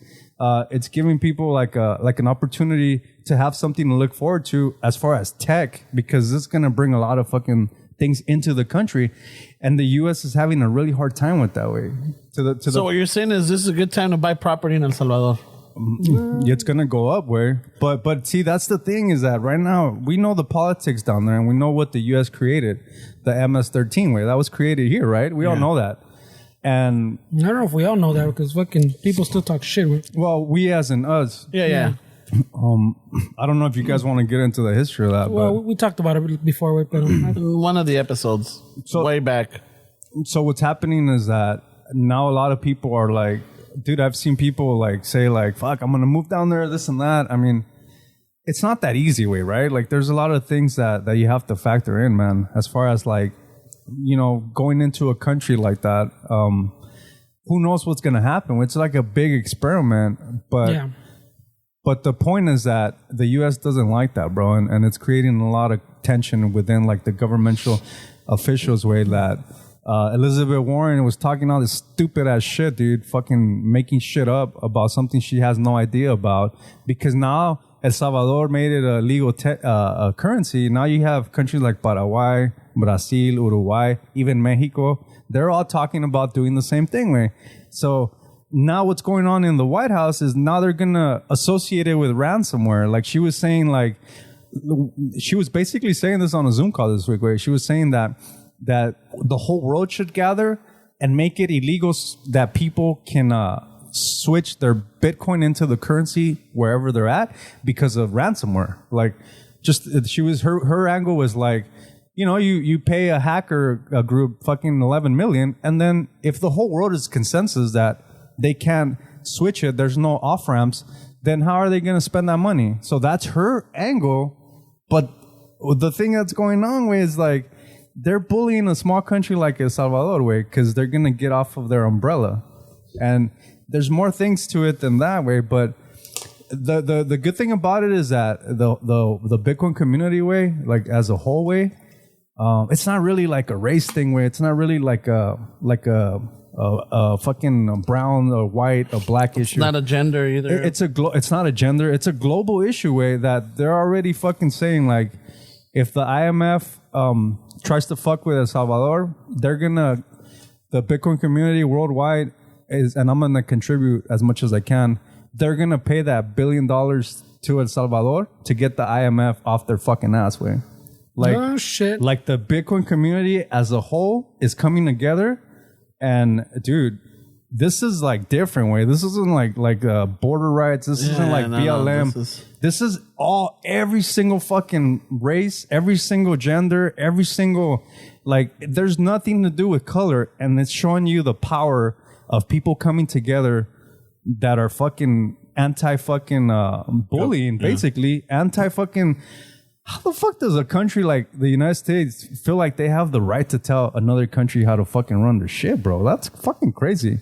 Well, because we always think we know better, but So the whole world right now, dude, is basically, bro. I feel like El Salvador is not gonna fail, way, because they have the whole fucking world behind them, way.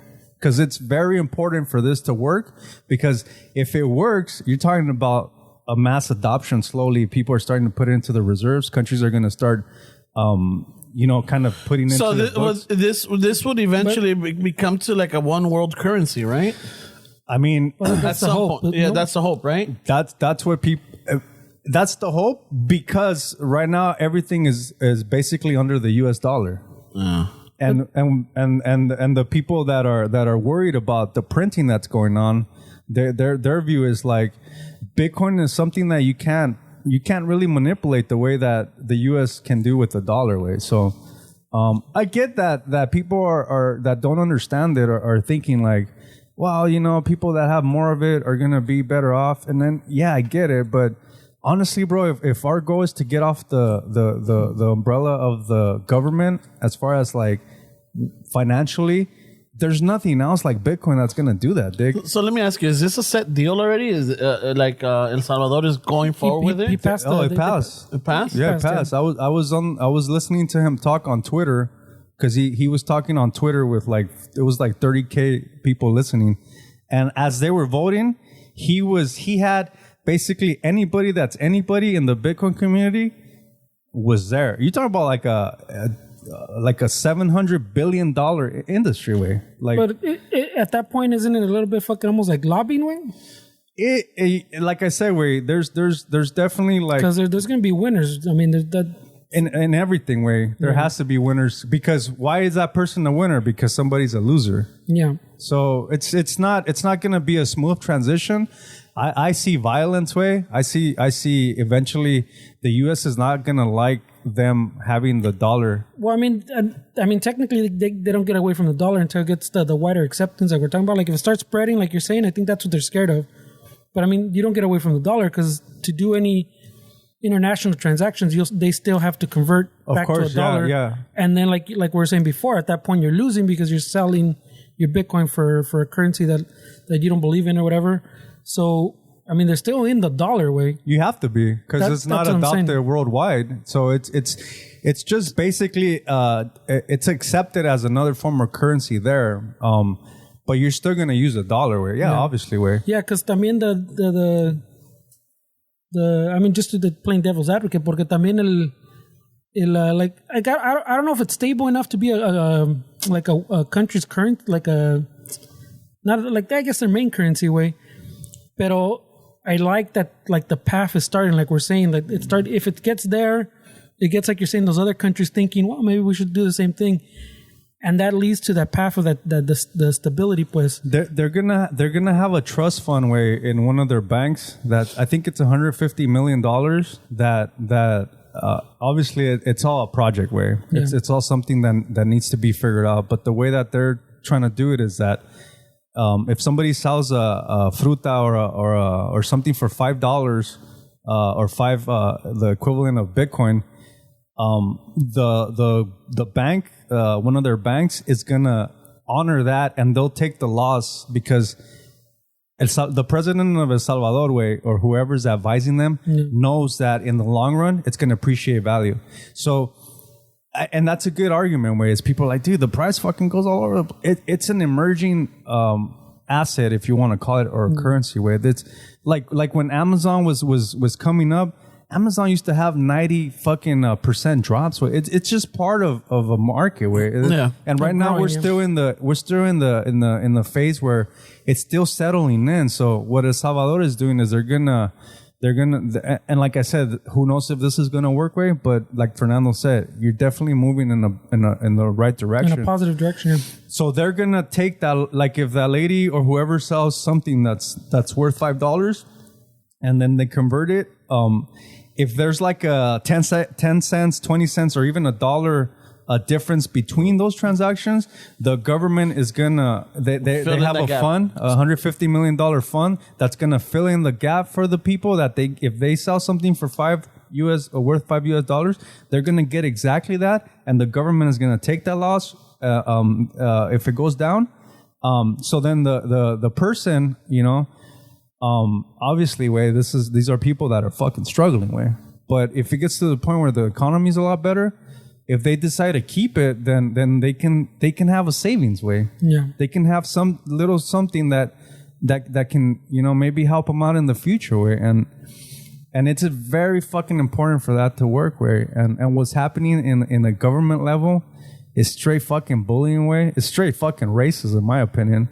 That you don't want a fucking country like El Salvador to get out of your fucking your umbrella way, or you're under your thumb. So El Salvador essentially is going to have their own like Bitcoin market. Is that what's happening? Like, because they're going to regulate the price essentially, right? Well, you can't do that way. Well, I'm saying they're buying the Bitcoin, and then por decir, si yo vendo elotes on the street, yeah, and I sell this elote for the equivalent of $5, if the government's guaranteeing that I'm going to get exactly $5 for this elote, yeah, no matter like the Bitcoin, yeah, then they're regulating the price of the Bitcoin, no? Well, I don't understand your question, way, because they can't manipulate the price. No, but I'm saying as far as the price as a whole. But I'm saying that, like, yeah, sure, the paletero guy, the lotero guy can go on to like an exchange and sell his own Bitcoin, right? But what you're saying is because I didn't read the full thing into it. El Salvador is going to have its own bank. They call it a trust fund. Yeah, that has a trust fund of whatever 150 million. Yeah. The Bitcoin, right? No, but that's. I don't. But I'm saying they're going to hold the Bitcoin, right? The 150 million Bitcoin. They're holding. I don't know the exact details on that way. I don't know if it's Bitcoin or if it's fucking. From what I read and I understood it's a dollar amount because they said 150 million. Obviously, you can't have 150 million Bitcoin. I don't know what Ramon's doing over there. Dude, my mic is fucking moving by itself. Yeah. Well, Dick, it's fucking. Yeah, it's leaning downwards. Right? Like this. It's called physics. There's a. It's not 150 million Bitcoin because you can't have 150 But I'm saying they're guaranteeing you, in other words, the price. So like. They're guaranteed that you're not going to lose money within the transaction till when it hits your. But that's what I'm saying. So they're regulating the price, pues. That's price regulation, no? It's not price regulation. Well, yeah, because if I have, if one Bitcoin is worth, that's obviously not right. But if I have one Bitcoin and I'm selling this elote for $5 and the equivalent is that one Bitcoin, pues, and the government's guaranteeing me this Bitcoin is worth $5. Like if I when I send it to my bank or to them, however the exchange works, they're going to give me $5 back because that's my guarantee. Yeah. Then that's the regulation, pues. It's not the same as if I went to exchange where I can where maybe that one is worth more. But how are they regulating the price in that transaction? Because they're telling you it's worth $5. It's the market's telling you what. It's not them. That's what I'm saying. It's the whole market. It's the whole world. It's not them. They can't do that. That's what I'm asking. So it sounds like they're taking the loss in case the price fluctuates. Well, the government's taking the loss, but the person receiving the Bitcoin and exchanging is not. They're guaranteed what they're. That's what I'm saying. That's like they're regulating pues the price. So like they're saying this Bitcoin is worth what we just told you it's worth this week. As opposed to maybe if I went to my own exchange, maybe it's not worth $5. Or maybe it's fucking worth $6 today. ¿Me entiendes? That's just if they want to transfer it immediately into USD. Then they get the $5 equivalent. But if they keep it's globally connected. Yeah. Well, you can go to your own exchange. Of course. You can go to your own exchange. Where it's just obviously it's going to take a long time for them to get used to that way. I mean, I'm sure there are going to be people that I would just want USD. So if you want the option of having USD immediately after that transaction, the government is guaranteeing you with that fund that you're going to have your $5 worth of Bitcoin. So if you don't transfer it to USD and 2 minutes later it's 30 cents up, then the pupusa that you just sold it's worth 30 cents more in Bitcoin because of the price of Bitcoin. But that's what I'm saying. Are they giving you those 30 cents? Because if they're taking the loss, are they giving you? Well, that depends on the person. If they want to go back to USD or they want to stay in Bitcoin. Yeah, they want to. Yeah, they want to. Well, yeah, that's what I was asking. If you want to save your money, then you keep it. Don't trade it to USD. Yeah. That's kind of what I was asking. Yeah, porque tampoco, like, I mean, siguiendo lo pinche del otro lado, güey. Tampoco, like, the argument también de you know, that the dollar fucking gets manipulated a lot because of, like, printing or whatever. But I mean, ahorita the Bitcoin is in that stage way where también one person can manipulate. Fucking Elon Musk does a tweet and it moves the price way. Yeah. So I mean, I don't think it's there where people should be using that argument way about the comparing the manipulation way. Porque está cabrón, güey. Yeah, well, it's an emerging market way. I mean, that's happened. The dollar gets manipulated way. That's something that you can't get out of that, Dick. Like that's. But I mean, that's lack of regulation. That's why we need regulation. We need people to say like, you cannot really inflate it like that way. Like right now, it's open season way. Anybody can fucking. If you have enough power, way anybody can, even stocks. That happens with stocks all the time. Where somebody goes on CNBC and says, "Yeah, so and so is doing this." That Elon affects the market.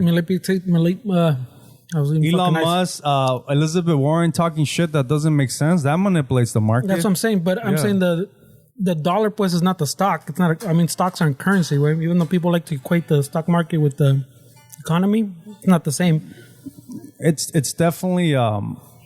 It's definitely a lot of things that need to be figured out way. So obviously there's no answers to every question, but the fact that they move forward and they were the first country to do so is it's big. It's historic. I like that step too, way porque especially like when you're saying like that there's other countries now considering it.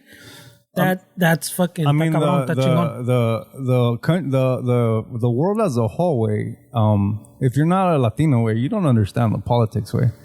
When I saw El Salvador being the first fucking country, my thing went to what we understand about the dynamics between El Salvador and Mexicanos, and the mentality that most of us have. Not myself included, but when I say most of us, it's us as a culture. Dude, Mexico, these kind, they don't want El Salvador to fucking get ahead of them. Oh yeah. Like there's shit that is not being talked about because they don't understand the dynamics between countries. Do you really think that Mexico, all these other countries, want El Salvador to be all of a sudden like the tech, the new hot shit? The new hot shit? Yeah, they want some of that shit. They're having what is it called? Hot girl summer. So I think a lot of the Paraguay, Uruguay, Panama, all these countries are all of a sudden coming out. I think a lot of us like, wait, fuck that. El Salvador's not going to be ahead of all of us. I mean, son el pulgarcito, right? They're like the smallest Central American country. They're called the pulgarcito. Yeah, but that's good way that these other countries now, because of the celos and the fucking, I guess maybe a little fucking hate way. No, fuck that, bro. They're not gonna get ahead way. Yeah, that they're considering it, but that starts the little cadenita, pues, you know. I mean, poquito, ladrillito. Yeah, I mean, this might be one of those. I was looking. I was trying to remember the story. I know, like in 1982, it was. I don't know if you guys remember El Pinochet. Sounds familiar, the Chilean dictator. I don't remember like the exact. Well, he ended up fucking rebuilding the economy for Chile and shit. And there was right now when you were talking about the devaluation and adjusting the rates and everything. I remember there was a story about it, like how in order to get the economy up and running, they like inflated their I forgot the currency value, but they really inflated. So like, what would be $1 right now? Or what, like, as an example, it would be like 10,000, widgets or whatever it is. So it was like one of those to like stabilize the economy. So that's what I was saying. They devalued the currency. Yeah, dude. The Chicago boys, I think it was his cabinet that did that. Zimbabwe had a $1 trillion bill, dude. Oh shit! Yeah, actually, I want to buy one because they sell them like as a collector's item. Like you get them in a little frame. $1 trillion bill, bro. Yeah, talk about devaluing. talk about devaluing. No mames, bro. A $1 trillion fucking. Hey, you want that Snickers? 1 trillion, bro. Holy shit. I got 2.5. Yeah, I can't. I mean, it's just for people that are listening, man. Like, I just wish people would pay attention to that way because it's historic what's happening in El Salvador, and if you believe in like freedom and like and if you don't agree with how the U.S. treats fucking minorities, other countries. Bullies them must be right? One of the best things that you can do, honestly, is buy fucking Bitcoin, but fucking put $5, it'll fucking help the fight, dude. And I know some of you guys have bought it, because I get the DMs. Just know that it's gonna fucking probably go down a lot with all this shit that the government's trying to do, because they're gonna scare a lot of new investors. The ransomware is the newest thing. Like, they were talking shit about the energy consumption. El Salvador, all these other fucking the miners are getting out of China way. People were like, well, if a lot of the miners are in China, like, that's not cool, that's not this and that. If you believe that the network could be controlled, look at what's going on with China. If China can control the Bitcoin network, they would have kept as much people using Bitcoin, and then they would have kept all that, because people claim that they had all the hash rate power and they had power over the network. If the news that China is basically banning it again for like the fucking 100th time, and they're letting everybody get away from their country, that tells you that you can't manipulate it the way that people think, way, and everything's going more renewable way with this fucking talks of El Salvador. They're gonna get a lot. They're gonna get a lot of mining companies that are gonna go down there, and that's the thing that people argue, Dick. Like, they're like, well, fuck, it's controlled because not anybody can get into mining, and I get that argument, Dick. But it's like saying, like, it's like me telling you, like, hey, Dick, you can have a future if you sell on Shopify, and you're like, well, fuck that. I want to be part of the internet. I want to put satellites. Like, it's the same shit. Like. And they see that inconsistency with, like, oh, well, the miners, you need a shit ton of money to run. It just because it got to that point, way. But that doesn't mean that it's centralized, that they can control it. It's just like, to me and to people that have conviction, it sounds like you're telling somebody how to make money online, and they're telling you, no, well, fuck, I want to run an internet server, or I want to have a satellite in space. Like, chill, bro. I'm telling you, like, this can help you in your future, man. And so that energy thing went away. It's gonna come back. So I was gonna be the one right now is the ransomware way that the CIA fucking was putting out shit that they fucking hacked into the network because they recovered some of the Bitcoin. They recovered like 90% of the money from the colonial. Oh, ransomware. What is it? The gas the gas one, yeah, the gas one. And so they didn't hack the network, right? That was sloppy fucking work from the hackers. They left their shit because they were using. I think they were using fucking what was it? I was hearing a story on NPR that they were communicating through these supposedly cell phones that are encrypted. But apparently there was it was a setup or a sting that all these were already tapped in by the FBI or something, or the CIA. Hey man, who knows? Who knows if this even happened, Dick? Like, I don't trust what the fucking government says, especially right now. As far as like what's going on in El Salvador, it's gonna be even more. So what I was trying to get with this point is, like, if you guys are invested, don't be surprised if the price fucking tanks. Like, there's gonna be a lot of fucking conspiracies. There's gonna be a lot of that. Now the energy thing is done for now. Now it's ransomware. They use it for this. Well, I mean, the energy, like we talked about before, way, like the energy is a problem, way, pero that's the, ¿cómo te lo explico? How did I explain last time? I mean, any industry, pues, when you start, it's always kind of sloppy, pues. Like, when you think of our, like, ramp, the Industrial Revolution, though, we polluted like crazy in the beginning. China, like, what they're going through their growth. They're polluted like crazy. Their cities look like fucking, they're covered in smoke, remember, way? And that's why they're cutting down on all this shit, way, to reduce that pollution. So not every technology, way, but a lot of these, like, stuff like this it always starts off dirty, pues, and it cleans up. pretty As not it goes. quickly, but it starts escalating exponentially. But it doesn't use as much energy as the uses papers say. It doesn't. well, use, maybe not as much as they say, but it uses up a inflate. lot. Way. I mean, if you know, like the computer hardware and like the Everything the GPUs, uses a lot, Dick. dude. Like to put a modern GPU like the newer ones in your computer. Back in the day, way like you'd run I'm trying to remember, way like a 250 watt power supply, 300. I remember once I had to buy a 400 because I bought a fucking chingon like beefy card. Right now, that little 400 won't run the fancy cards anymore. Where you need like fucking like 750, like 800, like a beefier power supply. The cards that you use, the hardware you use for that, does suck up a lot of energy. Way like si chupan mucho power. Way. Yeah, but you're putting energy in all energy is created equal way. Bitcoin does use a lot of energy, but a lot of it is flared gas energy. A lot of it, I think, from what I read, way, and I saw both sides of this. I'm not even being biased because I wouldn't want some shit that's fucking up the environment like that way. Everybody was talking shit that China, the coal mining. Yeah, I get it, but you don't understand how mining works, Dick. There's mining pools. Like not everything is in China way. There could be miners in fucking Iceland that are running through volcanoes the way that fucking El Salvador is. Just because a lot of the hash rate and the pools are in China does not mean that that's where the network is at. This is a whole fucking world's network way. So it does consume energy the way Fernando's saying, but the majority is renewable energy. So it's like it uses energy that's just fucking, it's not being used, Dick. So that's where I have an issue with that argument. Is that people are like, "We use a lot of energy." Yeah, but it's mostly renewable. Dick. But the world's not doesn't have that much fucking. I mean, if you're talking about like Germany's high. Some of the Netherlands countries, the Nordic ones. But I mean, for the most part, the renewables is not a big part of our energy. Yeah, way. And they don't use a lot of it though. Dick. If you really look at the numbers, the percentage that's even as the network, you mean, or to mine it? Way? Well.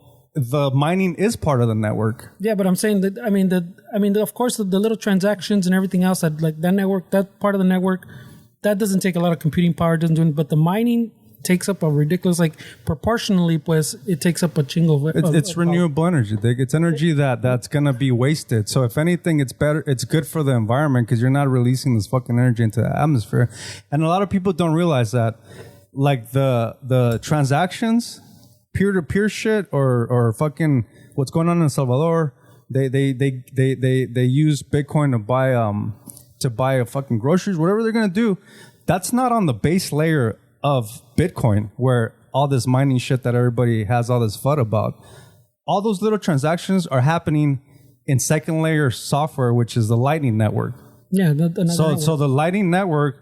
I run a node on a Raspberry Pi, so if you're going to tell me that that's bad for the environment... No, but that's what I was saying, that the transaction those transactions are done through a Raspberry Pi, so people are saying, if the whole fucking world is fucking is using Bitcoin, it's going to be really... No, it's not, Dick, because it's a network of nodes that are already connected to El Salvador, and we're providing liquidity for people to be able to transact it. And it's a Raspberry Pi, Dick. It doesn't... I mean, it runs fucking 24 hours. That's what I was saying, that the little transaction network doesn't take up much way. Like anything will run the little it's like when you used to get fucking when they used to charge a chingo for text messages, like, oh, you only get 500. The text messages took nothing of the network way. They made fucking bank like chingo money charging text messages because those little messages back and forth didn't take shit away like on the network. Yeah. So that's what the transaction, the power thing is in the mining way. Yeah, and I'm not arguing that it's not, but I'm telling you that the majority of that power is renewable. I don't know about that one. I have to look it up. I know you don't. That's what I'm telling you. Yeah, but I'm saying that the world as a whole, power-wise, we're not there like renewable for it to just be mostly renewable way. The world is not mostly renewable. That's telling you that it doesn't consume as much energy as you think. If you're saying that we don't have that much... The mining does. Wait. No, but it's renewable energy, Dick. But you're telling me that there's not enough. But I'm telling you, that tells you that the percentage of renewable that's used in a global compared to other industries, it's not even like... But I'm saying the power grids in general, pues, worldwide, are not at that renewable level. Way. So even you got to do research. Where I'm telling well, you. I mean, I know the power situation. But you don't understand. I don't know. You don't understand the new stuff. Where you're giving statistics that are very outdated. Way, and you're believing all the shit that's going out there. And this is I haven't even heard the government. Well, that's what I'm saying. Then why are you arguing about? No, but I know the power. I know about the power. But you don't understand the renewable part of it that's being used. You don't even understand how much of it is being used. Way for the mining, I do. No, you don't. Way because you're creating that FUD that's gonna happen. That's why they're gonna say that it's bad for El Salvador to fucking use it because it's using a shit ton. No. And then people are saying it's using more power than fucking countries. Way there's a lot of shit that we do like that uses more power than countries. Way yeah. And if you're gonna fucking give that FUD way, that's what I'm saying. Way before people even consider saying that it's bad for the environment, just do your fucking research. Way because I'm not saying that it doesn't use power. But I'm saying it's not as bad as everybody's saying.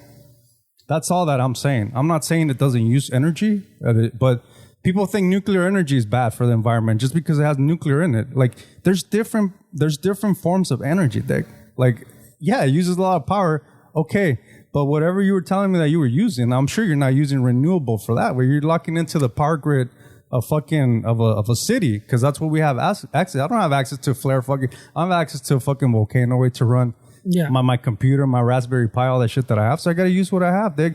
But you got to understand that these people are already fucking, Dig, it's in the best interest of the Bitcoin community to be as renewable as you can, because there's a shit ton of government subsidies for people that are actually doing things like that. Why would the Bitcoin community not want, even though some people say, well, then you're anti-fucking, you're supposed to be anti-government.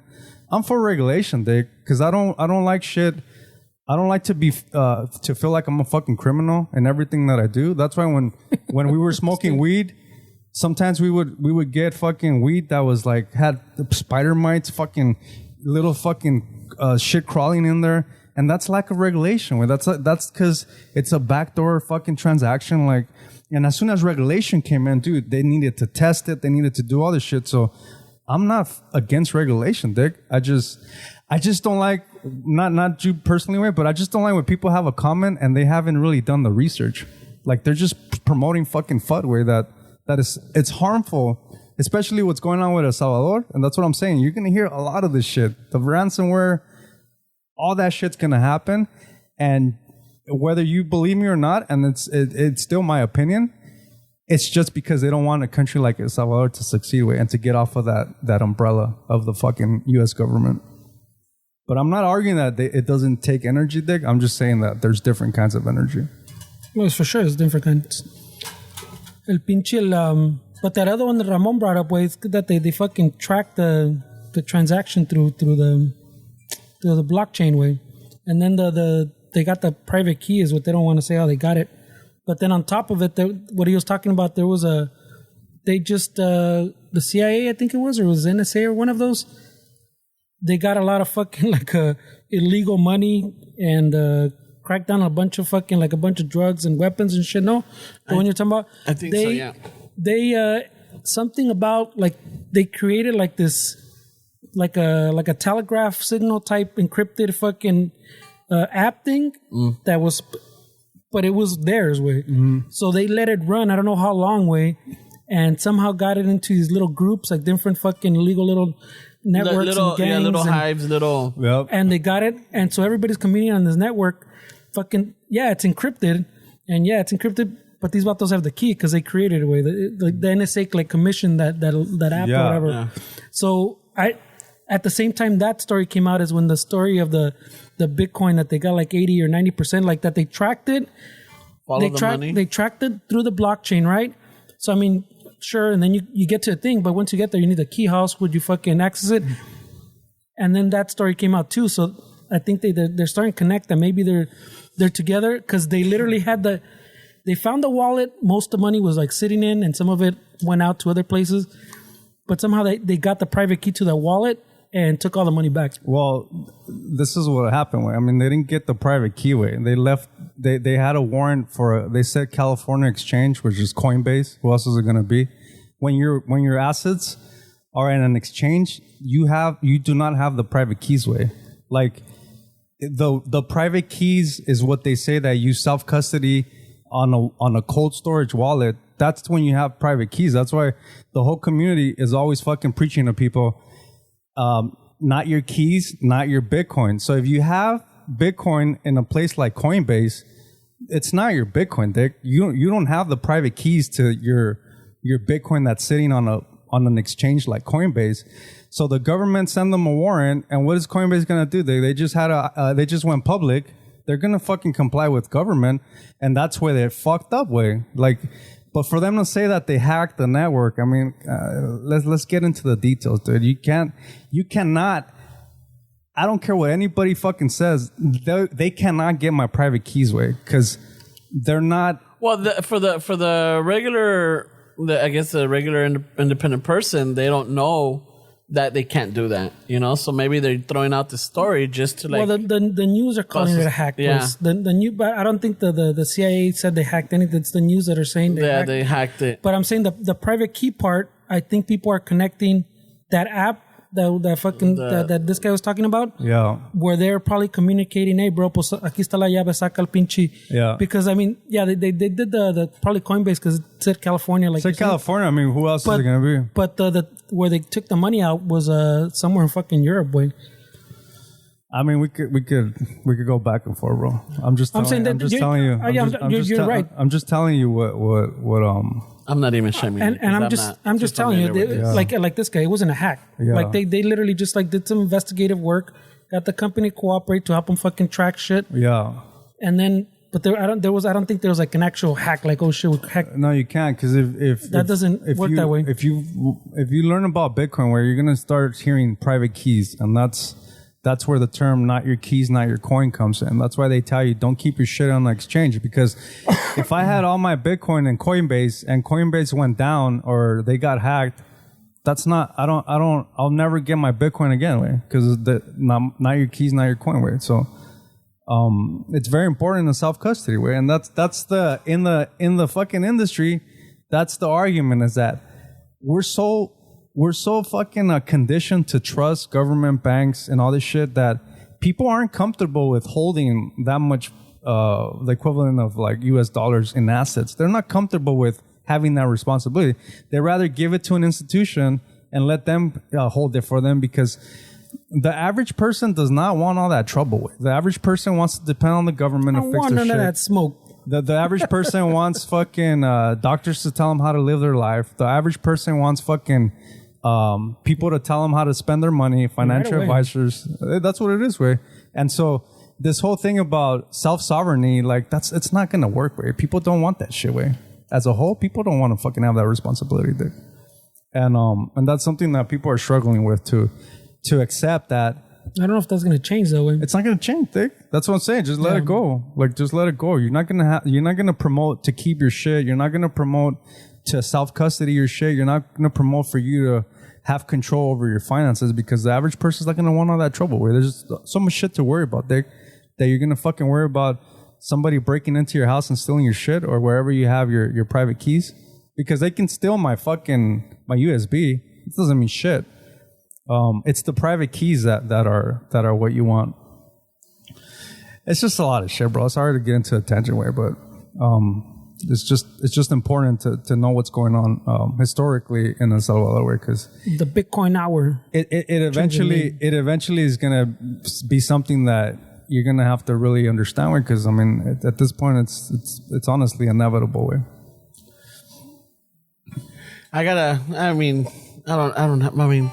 Maybe I don't have maybe no tengo el interés todavía de meterme fully into it. Yeah, no, I mean. Yeah, you have like 3 months saying, I'm going to buy some. I'm gonna buy some. I'm gonna look into it. No, I mean, but it's just one of those where like I can't even fucking begin to wrap my mind around it. I mean, I don't want to be evangelical about it, Dick. So that's why I don't even like.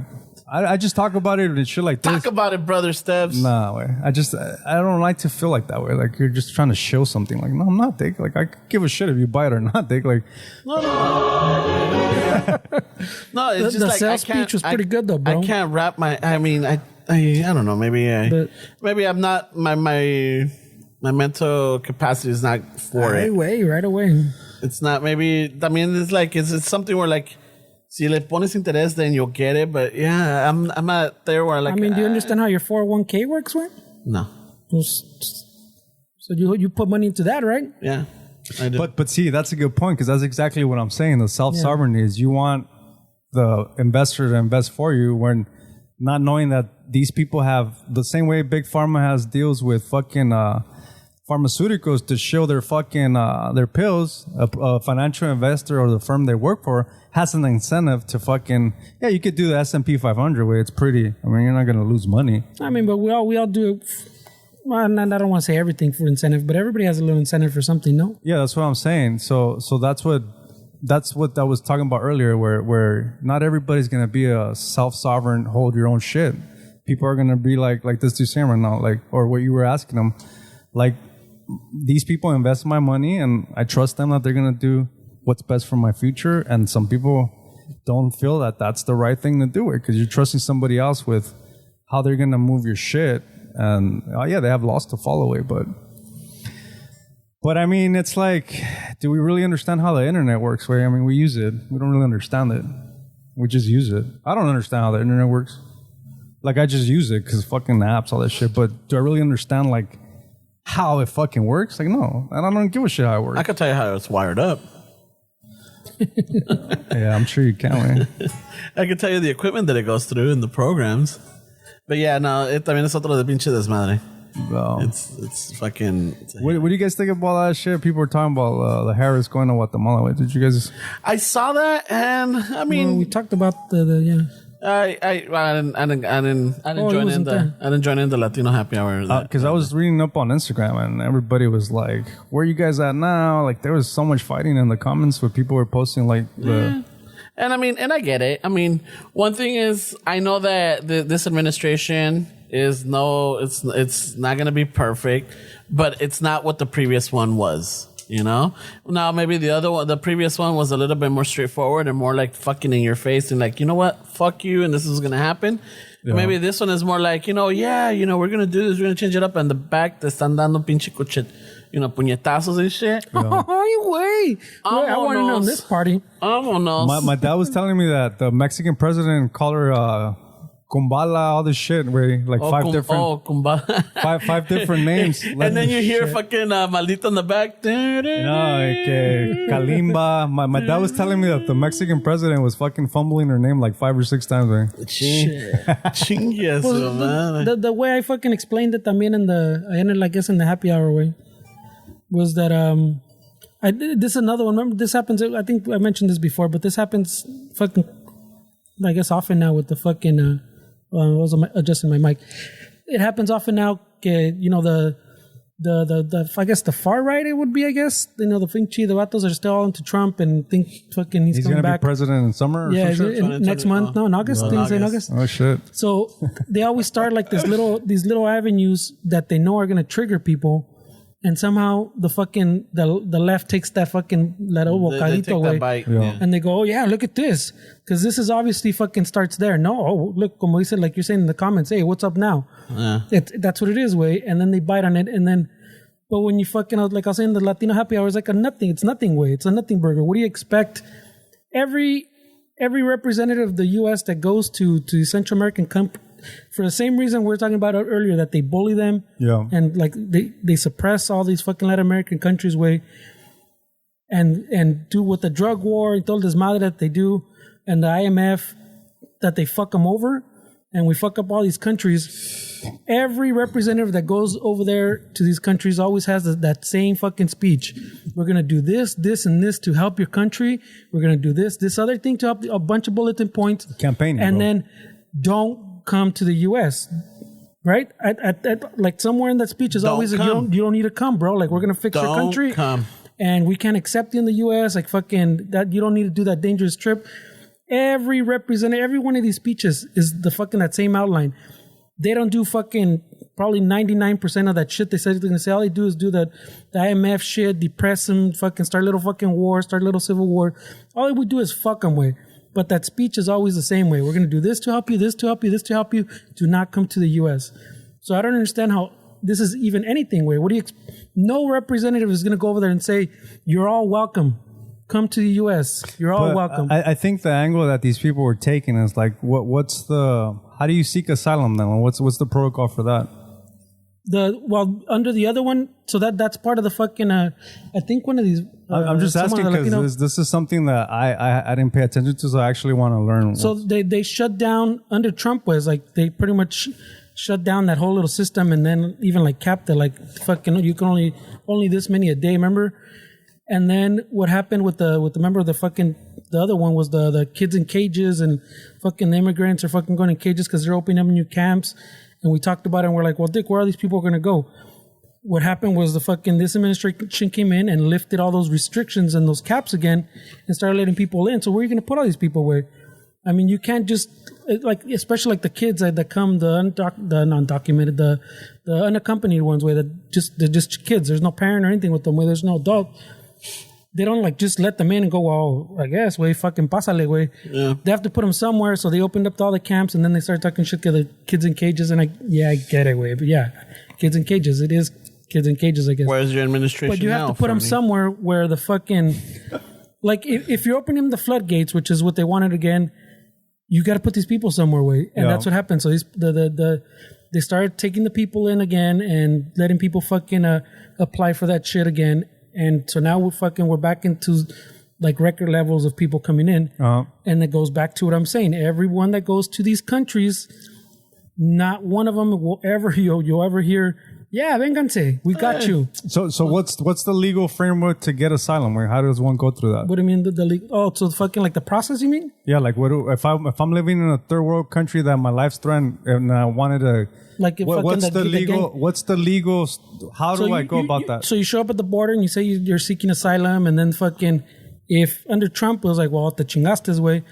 Most of the time, I think so. You apply, they do your little hold, and if they see if the dude that checks is pretty much like a job application, if the dude that's checking the job applications says, all right, this one looks like it has merit, then they give you a court date, todo el desmadre way. And then they figure out your fucking release and come back. Come back for your court date. Yeah. But if that same dude goes, "Sabes qué? Nah, bro, this doesn't sound like you're gonna get shit." He just owes fucking a lot of money for the little convenience store. That's it. And then usually, during the Trump, they're like, "Oh, bro, we give them court days. They never come back." The statistics show most of them come back to the court date. And then that falls under también the same thing with when they were talking about then of how the immigration court is like so badly like organized and like structured against all these people seeking amnesty or like just to immigrate or whatever. It's all structured for them pretty much to lose, so much so that, remember there was the stories that there was like fucking 5-year-olds at court that can't have a fucking lawyer way, and they don't even speak English, they just speak Spanish, and there's no one to like, even if they translate it to them, they're 5. What the fuck? How they don't even know what the fuck's happening, way. Yeah. But they can't have a lawyer, way. Like that, it's structured so they have to do it on their own. Set up to fail. They can have a fucking parent, nothing, way. No tío, nada. So did they change the law about the asylum? No, those. They didn't change the law. The procedure. Trump had initiated like a cap, like a daily, like a cap, like, oh, we only do this, we only process this many, like 5, like something stupid a day, and we only let in this many a day. And Biden pretty much took back all those like executive orders or those directives that he gave to immigration. But I think that's where the confusion lies. Is she's telling people not to come, and then... Well, I mean, you can't tell them to come, way. That's what I'm saying. I know, but why even say that, Dick? Because they say it every time because they don't want people to come. So apparently, you know how, and I was reading a story about this, or hearing a story about this, that there's always people saying that, like, hey, fucking, ahorita, when Biden became president, like, hey, ya abrieron todos, váyanse para allá. It got to the point where, like, a lot of these countries, like either, I don't know if it was Guatemala or El Salvador or whatever, one Central American, they started putting radio announcements and television announcements saying, this is not true. You know, this is not true. It's not open border nor nothing.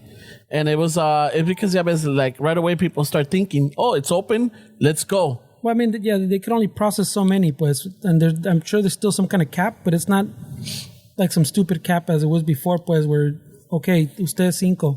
That's what we're doing today. Everybody else, a la chingada. What sounds messy to me, way, from the Democratic Party, looking at it from the outside way, is, I mean, when Trump was president, way, people were fucking bullied by him that they didn't say shit, way. And I don't think it's a good look, man, to have AOC fucking going on Twitter or wherever she's at and criticizing the Democrat. I mean, to me, as somebody that doesn't, I don't associate with either one of them. To me, that's not a good look. When somebody from your own party is fucking calling you out, saying this is not the legal.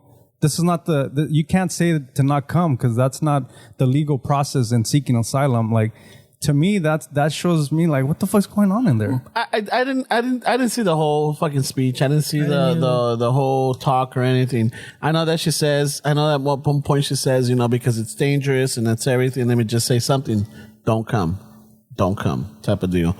I don't know what else, if there was more to it. I haven't even bothered looking for it. But when I saw that, it's just like, okay, I know that I was against Trump, and I still am against Trump because that person is all hate. But if anything, there's a lot of people say, well, at least he's transparent type of deal. Not like, the current president or the people that you voted for, lo que sea. The thing is, yeah, Fernie's right. You can't tell them, you can't say like, all right, guys, new president, everything's open. You can't, you can't support all these, having an open border or anything. Now, if it's seeking asylum, I'm sure there's got to be a process. What is it? I don't know. But I don't know what the process is. But you know what, Dick? Like, I honestly feel like if that was a Republican, fucking you would be fucking triggered as fuck, Dick. You're pretty relaxed about it, and that's the problem. No, and these are politicians. Fuck them. But like, whoever you are, like but they were triggered too. Wait, during Trump. At least once or twice. Dude, I heard it fucking throughout the 4 years. Like, I would listen to you guys fucking get really irritated by it. And to me, it's like, Dig, fuck this chick, dude. What, you can't talk shit about her? Her track record's fucking ridiculous. I don't like that. I've talked about it many times. I don't like, I'm a hater. That's what I saw on Instagram is everybody's like, wait, like, everybody's like, wow. The way you're acting. I mean, I'm not even trying to argue because I give a shit about fucking. They're politicians. They're all fucking pieces of shit, bro. But to me, it's just like, well, Dig, like, let's be fucking fuck them, fuck everybody. No, but it's a nothing. It's nothing. When it happened during Trump, I didn't say anything either because it's nothing. They had the same thing where it blew up on social media when who the fuck went over to Pence or someone went and said the same thing. Don't come. He said it. His speech was a little masculés. But he said the same thing. Don't come. And the fucking social media blew up on that shit. I didn't care either way. Because it's the same speech like I said, it's nothing way. Yeah. Like, you're not going to get a representative that says anything different way. And they're going to go make promises they're never going to fucking fulfill. It is a different reaction, which we've seen from the outside way. It definitely is. It was the same reaction under Trump way. No, it's not way. This was we talked about Bitcoin the whole time, where if it was something that these fucking guys did, it would have been like, what the fuck, dude? This and that. It's obvious, Dick. Like, come on. Like, it's obvious. And I'm not gonna lie. I'm not gonna sugarcoat it. Maybe because I really didn't care for the administration. I really didn't like. There's like that administration was definitely on hate. It got to where it got to because on hate.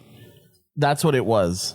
Like this man either got voted in or he became president because of all the stuff that he was spewing. A lot of it was, build the wall. I'm going to get Mexicans out, rapists and fucking, what is it? Bad hombres and all of killers and everything. There's a difference from that speech to like saying, you know what? This journey is dangerous, blah, blah, blah. Don't come. There's a big difference. But también here's the thing that maybe people aren't understanding with. Yeah. So, like I said, and I think I said in the Latino Happy Hour too, I don't like Kamala Harris way. I can appreciate, she's the first. Kumbala? Kumbala. She's the first. Kalimba. I think my dad said that the president called her Kalimba. No mames. I can appreciate she's the first woman vice president. She's the first African American, vice Asian president, American. and she's dude, a lot of first. I get it. I appreciate it. Chingon. I don't like the woman herself because I remember everything she did in California, even to her own fucking raza way. She did a lot of fucking stupid shit here. And even from the beginning, I told Ramon or someone, I'm like, dude, this chick has always just been aiming, like, she's not about doing good for the community or this and this. It's about moving up and moving forward way. Yeah. And all she cared about was her career, not the people way. Yeah. I've said that forever, like, me cae bien gorda. But I appreciate the all that other shit. But this speech that people are making fun of or like fucking talking shit about her about, breaking it down. I don't even blame her for the speech because it's not her speech. They send her on a mission. Go say this. This is the speech you're going to give. Sure, put your little flair on it, but this is what you're going to do. Yeah. So this is not even her speech. This is not like coming from her. I don't know what the fuck her belief is on that for reals on that whole shit because to me, she's pretty fucking pura mentirosa. Today you tell me something. Yeah. Mañana es otra cosa. So no money. Glad you guys picked up on it finally, bro. So, but I'm saying that's not even her speech way. Like it's nothing. It shouldn't even be associated to because they send her with the mission. This is what you need to go over there and this is what you're going to say. I mean, I understand what you're saying, Esteban, and I trust me. We've been getting DMs and we've been, people tag us and like I've been seeing it up there. Like, hey, where are you people at now? Where is it? And yeah, there's a little. I would say there's definitely bias, but my whole thing was like, I think there's definitely a difference between how the previous administration was promoting itself versus this one, and the other one was basically from the get-go. It was all about hate. It was all about, blaming everything on Mexicans or Central Americans or anybody that was not, American type of deal. Build a wall, keep them out, blah, blah, blah, all of this. And not only that, but the constituents or the people or the followers or lo que sea started sharing that out there. Where to the point where Latinos were getting fucking beaten up or harassed or yelled at or fucking getting called on just because they were Latinos or lo que sea. That's what that promoted. That's why it was so much anger towards that man. And I would say it too, hate towards that administration. This one, look, no president that we ever have is going to be perfect. Van a hacer sus mamadas. But there's a difference between the previous ones or versus Trump, the Trump administration. That one was just, a lot of it was just straight fucking hate. There was no diplomacy. There was all to the point where this nation was a laughing joke, dude. It's still a laughing joke, way. We're not gonna recover from that way. And the other thing is that at the core of it, it's the same shit way. You're judging the administration by the face of the media. At the core of it, and I know I don't know fucking what really happens in politics, but at the core of that Biden administration, it's the same shit. It's just wrapped differently way. Probably. And the way that Biden and Harris, Trump was not a politician way.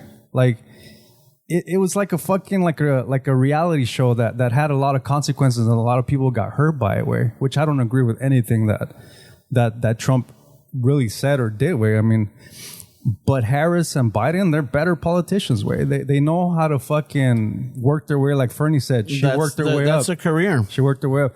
I just don't want fucking to be caught like fucking off guard by this shit way, because at the core of it, it's the same shit, bro. Well, that's what I'm saying. Every politician, the Trump thing, the whole Trump era way was not the same way. Like even at its core way.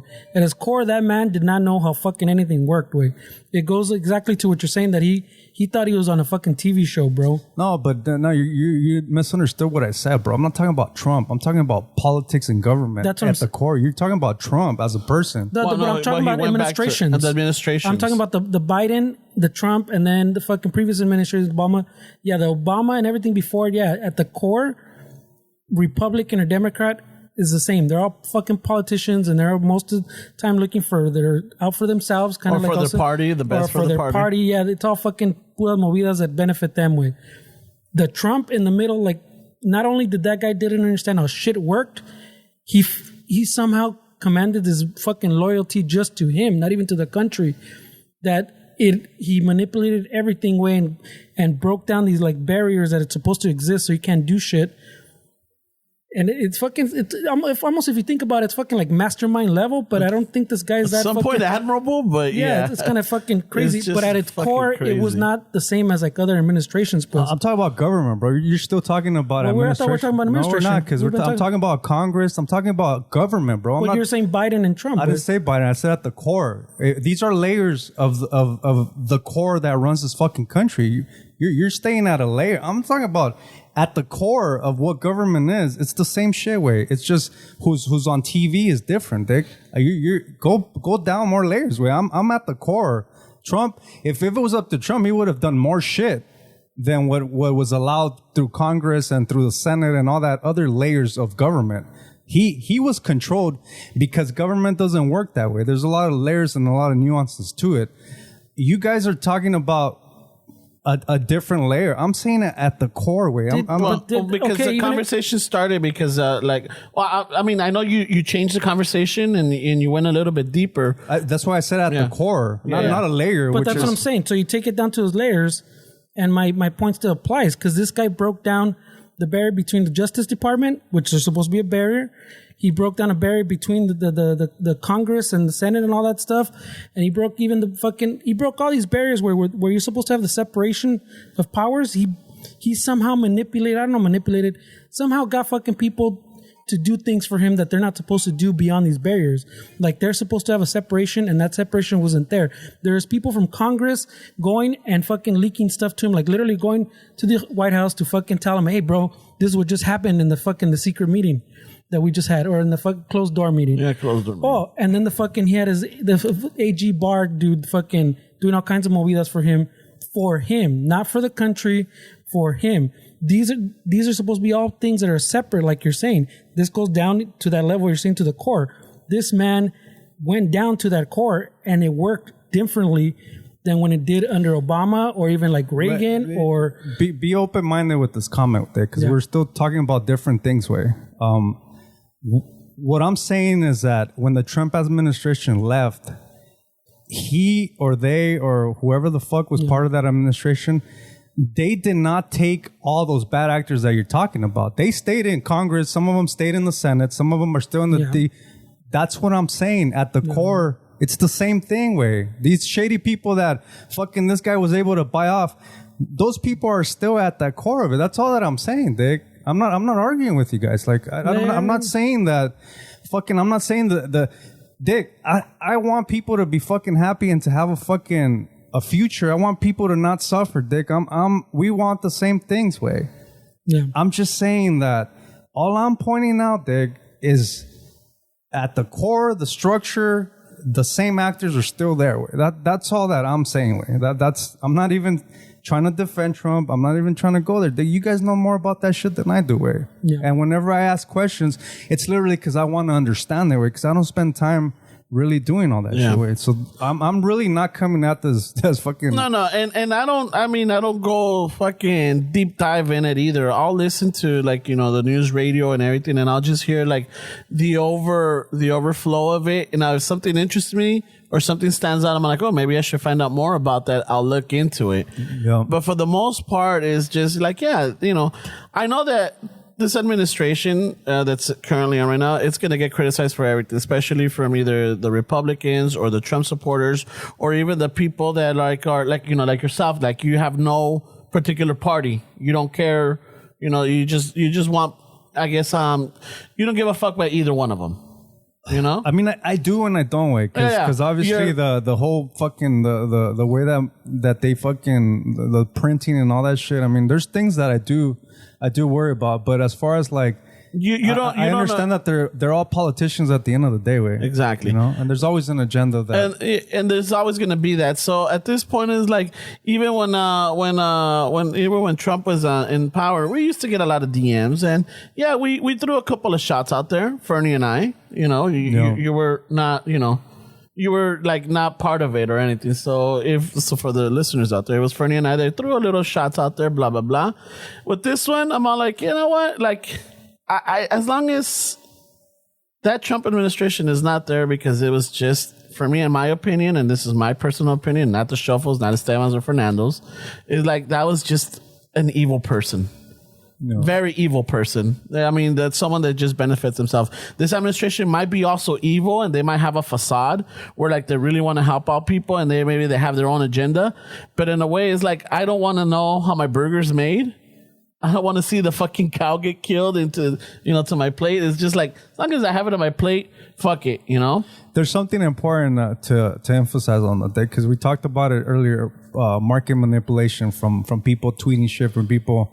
They create hysteria, Dick, and that's the key difference in this whole fucking argument or this whole debate is that these people aren't really rallying up a community to fucking to create fucking havoc in other people, and that's what he did. Is he understood the power of fucking people that are easily fucking manipulated, and he got in fucking people's heads that were able to fucking harm people, Dick.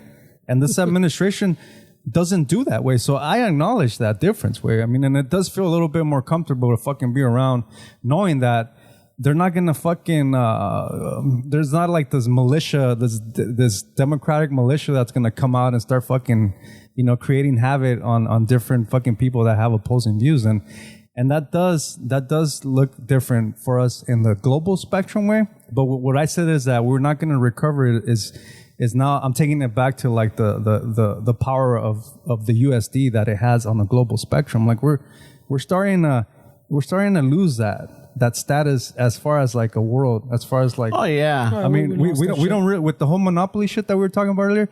I as much as people would argue that we do, I feel like the U.S. doesn't really promote innovation. Way there's no everything. I think everything I mean, there's a certain I don't know what would you call it, but it's gotten to the point where everything's getting outsourced. Yeah. A lot of stuff is getting outsourced, like there's no, I don't know what it is. And if there is a smaller companies that are here, yeah, of course it's going to be more expensive. And at the end of the day, it's just people trying to save a buck or trying to make, stay afloat. And that's why they outsource things. Maybe that's why this country is not where it's supposed to be with innovation or like really investing in its infrastructure. Or, I mean, I'm not going to use that word because it's going to trigger some people. Right. It's not really, investing in its, I'll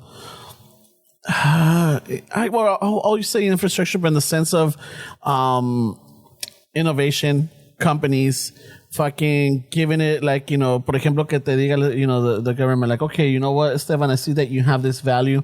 You could really help out, we'll help you out with this, Well, they do a lot of that, but kind of for the bigger companies. But like for their friends, como dices tú, the politicians that benefit them. Yeah, exactly. I don't think that system works. Like I think a lot of talent leaves and a lot of talent doesn't come because we don't promote innovation. Talking about the conversation we had earlier before we started recording about monopolies way.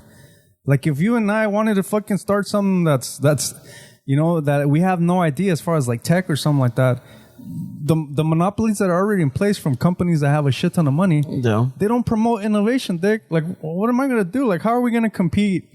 And I don't know. I just feel like I think you're right. Way I think for a while now we're kind of cruising, bro. Like kind of like we were talking about was it the last one or ya ni me acuerdo, way about the fucking business, like the entrepreneur, where you get to a point where you're kind of like cruising, or you get to I was saying that like that job, you start cruising and you forget about that entrepreneur fucking dream. Yeah, I think that U.S. is in that little cruising, like comfortable.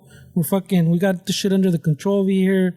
Todo está controlado, Todo so tranquis. Yeah. So I think you're right, man. I guess at some point, the United States was mighty and powerful and very united and strong. But within time, I think politicians, I think fucking wealthy companies, I think everybody with a personal agenda started compromising that to the point where it's infected a lot of United States citizens or not United States Americans. Yeah. It's really affected that, and it's one of those where like call it systematic, call it a fucking plan devised issue or lo que sea, it has taken effect and it's become a part of people's lives where, like, fuck it. Yeah, we're the greatest, but in reality, what do we have to show for it? Dude, there's still places where we can't provide internet.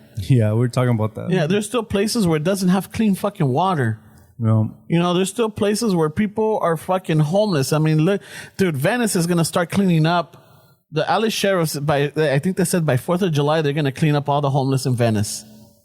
Hey, wait. Yeah. Yeah, because they're getting their summer tourists. Yes. Coming actually, the in Venice, way, since they're more liberal or whatever, the city council or whatever, it's like, hey, weren't doing anything. Way the sheriff is the one that said, "Fuck you guys, I'm not waiting for a decision. I'm clearing it out." How do you guys feel about that shit? Because I know that's a really sensitive topic to some people. I really don't. The homeless. Yeah. We've talked about We've talked about it, but it's like one of those where like I can't. But we're like the topic that we're talking about right now is that specifically they need to be out by July. Like, how do you guys feel about that way? That, you know what? That's if they wanted that, they should have started way back. Doing it right now, it's gonna be one of those fucking chaotic situations where there's gonna be riots, there's gonna be people that's gonna get hurt, and there's gonna get people that are really gonna get affected by this. It's gonna be bad decisions, but because it's rushed. Because it's like, okay, by if they would have said this in 2019, by July 4th of 2020, we're going to have this. 2021. By my birthday.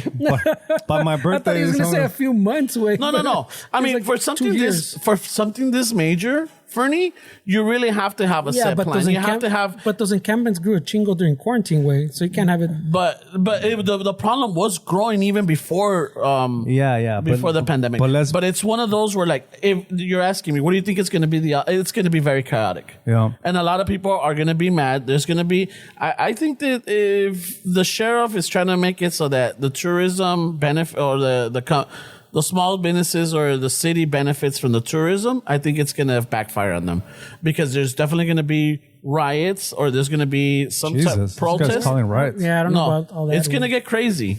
I don't know about all that way, but tourists are going to get harassed. I didn't read the whole thing, but I feel like tourists are going to get harassed. the city council was dragging their feet, like coming up with the plan way.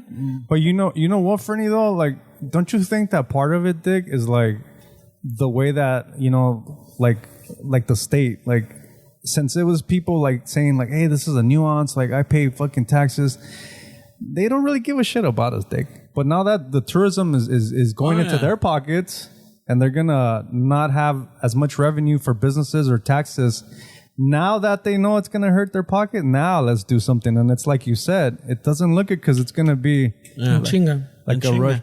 And it's Venice has always had it's always been like the what is it, the redheaded middle stepchild, the Santa Monica. It's always the west side way. Yeah, it's always been like Santa Monica way, but the west side. It's always been like the bad area, but now, dude, honestly, if you go down the boardwalk, and I'm telling you because I'm there firsthand, it fucking smells like urine and shit. That's crazy, bro. And weed. But I believe it's probably worse way. It's worse. Like you can't. But Venice always smelled kind of. It was. But no, now honestly, I could say you can't take 100 paces without running into like fucking someone's shit on the alley.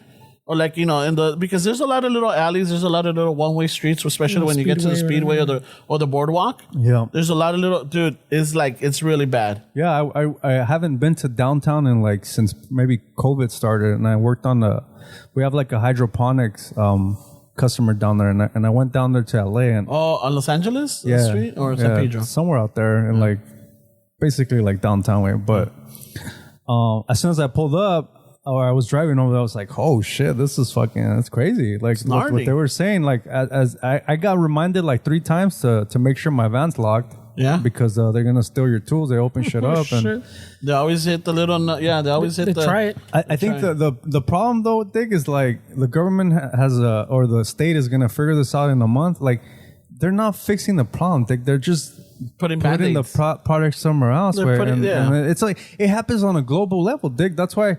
I mean, let's be honest, Dick. Mexico, fucking all these countries that have a lot of people that feel like, they have no future there.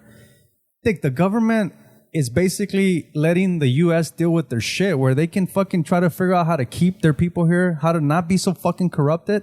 And by the government fucking allowing all this to happen, you think they do fucking efforts to keep their citizens in here and try to give them a better future? They're not. They'll go to the U.S. Let them figure it out for you. Mm-hmm. And it's like, why don't you guys fucking try to do it? Help your own fucking people and try to make it so that these people have a future. Don't be so fucking corrupted. Take care of crime. Let them fucking have a future. But they don't want to do that because the corruption is so embedded in their politics, Dick, that they rather outsource the problem to the U.S. Mm-hmm. and then we're caught in what we're caught in. And so it doesn't really solve the problem. The same way this is not going to solve the problem. What's it No. going to do, Dick? It's just going to send it to another city? It's just they're gonna send it to another city, or they're gonna just I don't know. I mean, it's one of those because I think also like I don't know if it's the mayor or no, not the governor. It's the a city council member. I forgot his name or what his position is. He's trying to use up some of the parking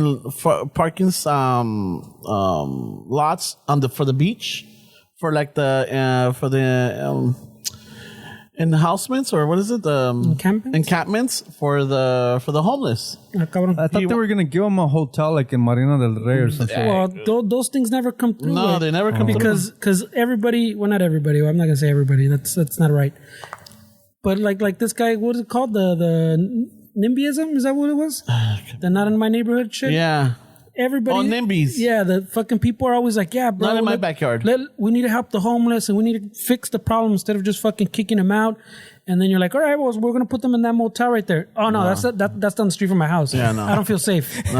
So that's what always happens. I remember we talked about it during the quarantine too, Wade. The motel right there by my house, they're going to convert it to put I don't know if it was like homeless families or that's some kind of Struggling homeless families. but not like fucking I guess the deal was they weren't gonna put like the druggy homeless, I guess. I don't know how you distinguish them, yeah. But that's what that was the thing, right? People started protesting way. No, we don't want this shit here, bro. Yeah. Don't fucking bring the homeless here. Fuck, they're protesting. There was even like some fight broke out with some other dude that was on the bike fucking rolling by fucking anti-protesting. They fucking se lo chingaron, way. Yeah. So it was like a little protest that got out of control. I mean, little 20 people, 30 people maybe. And it went on for a few weeks, way. And I'm like, all right, wait. So you want them to get rid of the homeless, get them out of wherever they're at the park. And like we're saying, so where do they go, way? To the next city? Yeah. So I'm like, dude, this is a plan, way. That pinche, if that thing's not filled up, way, then yeah, fuck, fill it up with those pinche homeless during COVID or whatever, not bad way. Like, I didn't have a beef with it, but there's people protesting, way. And those are the same people that are like, look at all these homeless fucking, we got to get rid of them. So, ¿pa dónde los mandas? How do you fix the problem, way? Yeah. Like, if you don't want to go to the core of it and you don't want to negotiate somewhere in the middle where we put them, like, in this hotel, then what the fuck do you want, way? Sound of California City. In other words, yeah, you just want dude, that would be a fucking, we talked about that before, no? Yeah, Sound of Fuck it, California bro, City. a whole fucking homeless town. Yeah. Shit. Well, they won't be homeless. Oh, shit. Yeah, they won't be homeless They won't be anymore. homeless, man. It's just gonna be fucking hot. Hey, wait, bro, you want it? Yeah, fuck it, bro. No, This is the there's lifestyle you people. There's wanted. people that is gonna have an issue with that because you're basically segregating them. No, Yes. I mean, we're not forcing them there, but I'm saying, I know, but Dick, everything's an issue nowadays. Man. yeah, everybody triggers for everything. Yeah, we're going through a lot of shit, man. It's definitely interesting to be you can't- alive, bro. What was it? 20 years ago, you said just send them to an island and they'll be great. And I'm like, oh, what? That's what See, fucking. that's otro pedo, güey. That's what the UK did to Australia. Yeah. I mean, Yeah. they were talking about fucking all these COVID shit, like these conspiracy theories, like at rehearsal yesterday. And I was like, dude, like, we can't be in everything, bro. Like, people expect you to fucking be in every single battle that's going on in this country. There's so much shit that's happening, bro, that you gotta fucking be like, Dick, I can't be involved in everything, or I can't speak about every fucking issue.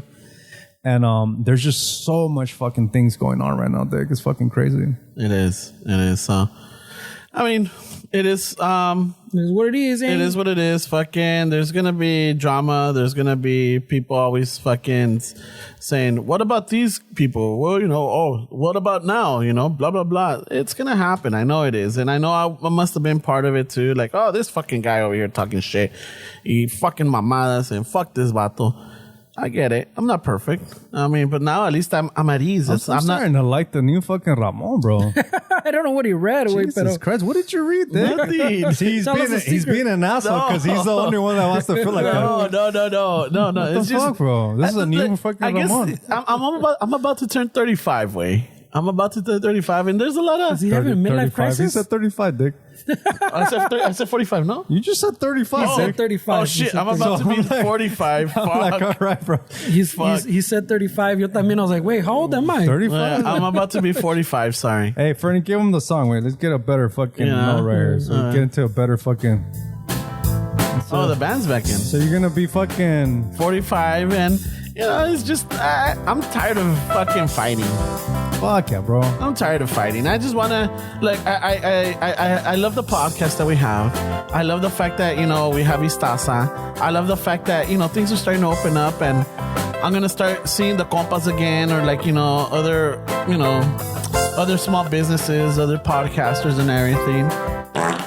Wow.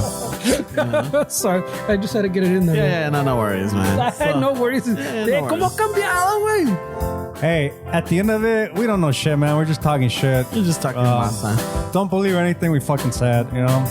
It's, We're also not legal advisors. yeah, We're not this is all yeah. just for fucking don't listen to me, man. entertainment purposes. I'm invested in magic internet money, and I need it to work, so don't fucking listen to anything I say. And, you know, fucking, we're not politicians. We're not fucking crusaders or fucking advocates for, you know, the homeless or anything like that. Remember, every fucking Bitcoin you buy, Esteve gets a little richer. Yeah. You get Just putting it out there. like 0.1% richer. I mean, I don't know. I was just like, just, you know what? It's just for entertainment purposes, Yeah. you guys. Not financial advice. Not financial advice, man. Hope you guys stay a little open-minded, you know? yeah.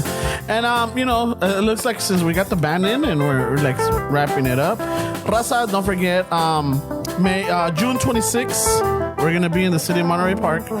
It's going to be for keeping the culture alive. Give them a follow. Check them out. The location, I think it's going to be the American Legion Hall across Barnes Park. So once we have an exact address, or we should have it, but we're going to post it up on our social media. You know, if you're around in the, you know, in the city or in the area, stop by, say hello. Check us out. Hey, if you guys have Cash App, I'm gonna be giving away free Bitcoin. So, Ay, güey. fucking You're gonna be giving it away? Pues, Yeah, I'll give mándame some away. poquito, güey. I'm gonna hit you up right now after we finish this. I mean, Pop my cherry, bro. Yeah, fucking guide me through this experience. Hold my hand. I want you guys to get off zero, man. So I'll be scanning your QR codes and sending you some Bitcoin on Cash App, so you guys can get into it. Yeah, vas. I'm not saying fucking $100. I'm not saying No. Like, you know, 10 cents. Nah, I was thinking $5-10 worth of it. So right. whoever comes up to me and wants to talk about shit, like, and you guys have Cash But App, if we're recording, don't, you know, espérense que acabemos. Because we're going to do little sections. I don't know how it's going to work out, but I sometimes don't know, but let's go fucking shoot the shit, man. It's Yeah. gonna be fun. It's June 26th, keeping the culture alive, city of Monterey Park. It's going to be from 3 to 9, I believe it is. And if anything, you know, thank you for listening. Don't forget to review us on Apple. Is it Apple iTunes? It's the only one that takes like real yeah. reviews, I guess. You can listen to us on Spotify or any other platforms that you listen to. I mean, they're listening to us now, güey. Well, I mean, you know what? The reason why I say that is Hemos because cambiado. people ask me like, hey, where can I listen to you? I'm like, where do you listen to music on? You know, some people listen but to obviamente they're SoundCloud. not listening to. Well, no, because so if someone's telling them like, hey, you know what, you can listen to on Anchor, you can listen on Spotify, iTunes, Castbox, you know, there's all these things. Depending on what they are, just share that. Hey, bro, you have a business. You need new friends, bro. You know, don't forget to order your Istaza coffee. Yeah. 10% off with code, what is it? Shuffle? Shuffle. You know, so. I made it and I forgot, güey, so está cabrón. Also, we have merch at ChicanoShuffle.com at the shop. Check us out. Patreons, Fernie, do you have the Patreon? The new Patreon that... Holy shit, all right, keep talking. Stall, You know, bro. so we also have a Patreon. I know, Esteban, you dropped an episode. Yeah, I'm working on another one. All right, cool. I don't know. Fernie's dropped a couple también. And then I'm gonna. Oh, go for it. So fucking new patron fucking this month was David C. That's all it says. So David C. David C. Gracias, homie. Órale, sí se puede, David. Gotcha, bitch. Un chingo de gracias, David. Se agradece. Again, check us out. We will be having free samples on the June 26th, so just come and try it out and taste it, all right? Other than that, Esteban, do you have anything going on? No, not right now, bro. Just fucking talking shit, you know, enjoying All right. life. Sounds good. Ferns, nothing else that I might have forgotten? I hope not, wait, but you already said that the event. We just missed the other event, so. Yeah. Look how fucking music just gets you in a fucking better mood, man. Oh, I've Un been... cafecito para la mañana, I've been un pretty cafecito good, para la tarde. Un cafecito para la noche. Un cafecito pa'l ponle. Vámonos. Ay. Before and after, eh? So thank you, Raza, for listening. We are the Home Steeple Band and Hey, Chicano Shuffle. A ratos with that, eh? Take us out, guys. All around.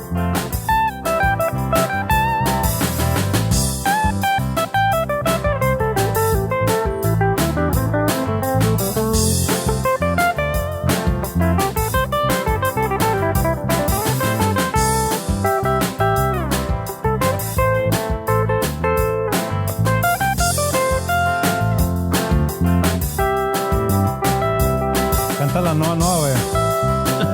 Ambiente. Este es un lugar de ambiente donde Hold on. todos Hold on, I'll tell you right now. Este es es un lugar de ambiente donde todo es diferente, donde siempre alegremente bailarás toda la noche ahí. Vamos al Noa, Noa, Noa, Noa, Noa, Noa, Noa, Noa.